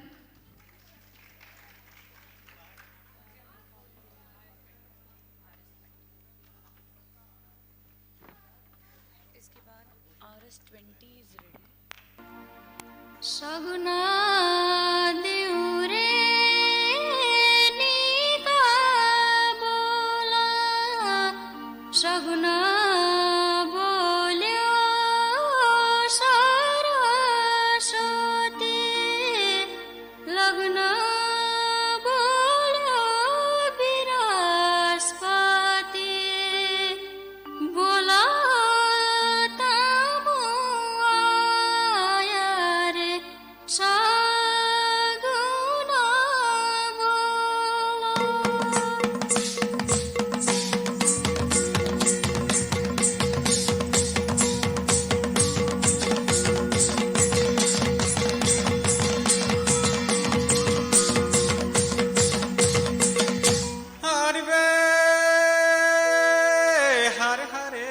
साइपालका सिरानीबाट बग्न्या सेती काली आफ्नै ठाउँको भाषा बोकी आइपुग्यौं हामफाली ओहो जितुली भवानी माता जितुली भवानी ओहो जितुली भवानी माता जितुली भवानी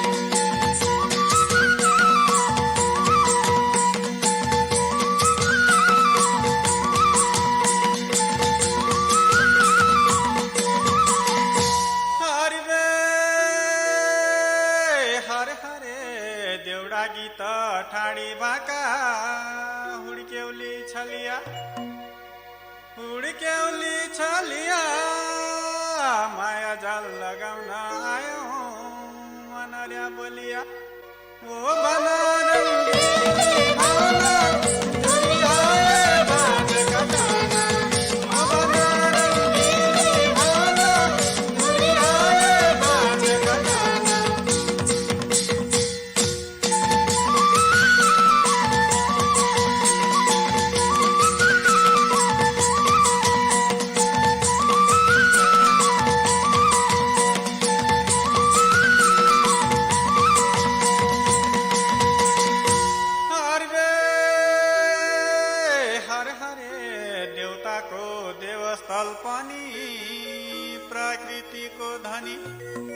प्रकृतिको धनी हेरी मन बुझ्दैन कहिल्यै दिन झन् लाग्या गनी ओहो जितुली भवानी माता जितुली भवानी ओहो जितुली भवानी माता जितुली भवानी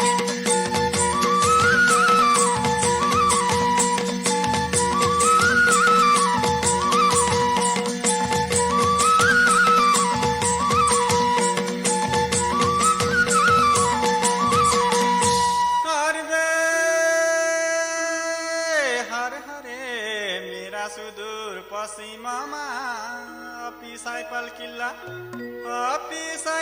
किल्ला यही घरका छानाभित्र 2 अञ्चल 9 जिल्ला ओ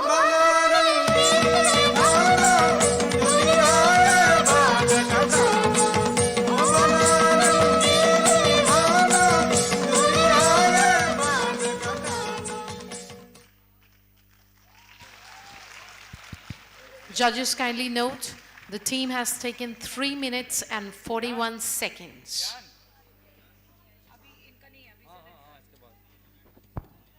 That was indeed a lovely performance. Judges, please note that was team code RK10. The team coming up next is RS20. And I am not going to speak about it. One of the team members will speak.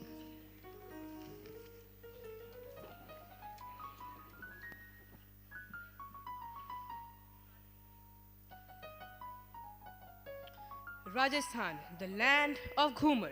It is said that when Thakuranis twirl to the rhythm of Ghumar, even a fragile sugar drop placed upon the floor remains unbroken. Such is the finesse of their movement, gentle as shifting skill, yet imbued with a power that captivates at who watch. Ghumar is not merely a dance, it is a poetry in motion, an art that embodies grace and grandeur, real shyness and radiant dignity, and above all, the timeless strength of women. Thank you.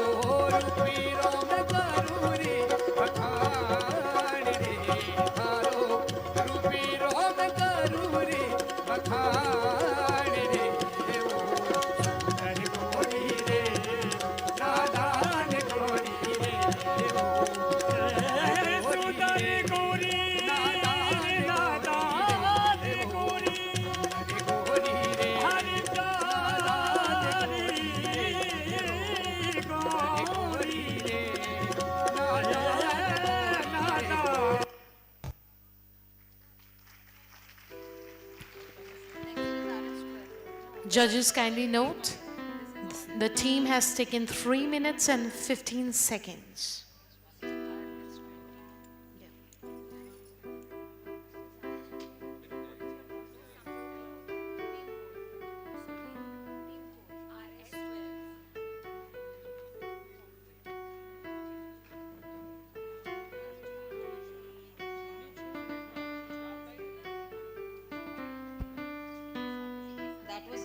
graceful performance, isn't it? From the land of Rajasthan. Shall we have it up?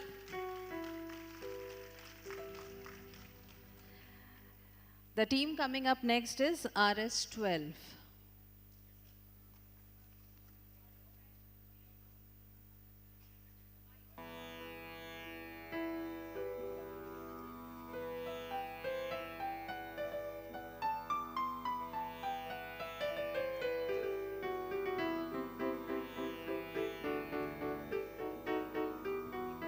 Hello. Bharat का दिल है मध्य प्रदेश, जिसका दिल है इंदौर, जिसकी सफाई सबको है भाती, यहाँ की चार चौपाई सबको लुभाती। महाकाल की नगरी देता है बल, नर्मदा की धारा करती है कल कल। त्योहारों की रौनक त्योहारों की रौनक परंपराओं की झलक मध्य प्रदेश में है सब कुछ अलग अलग। जब भी घूमो भारत, एमपी को मत भूलना, बस यही है मेरी कामना, बस यही है मेरी कामना।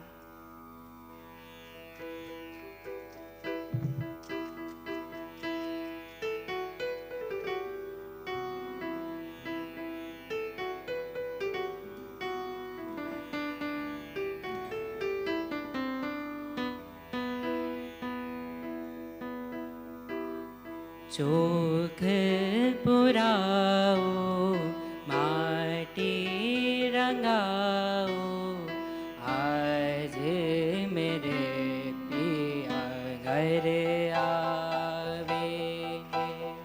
चोख पुराओ माटी रंगाओ, आज मेरे पिया घर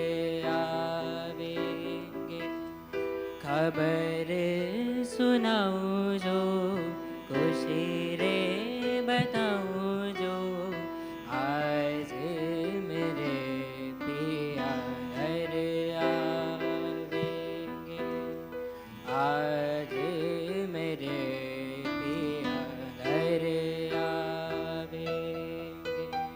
मंगल गाओ रे धरती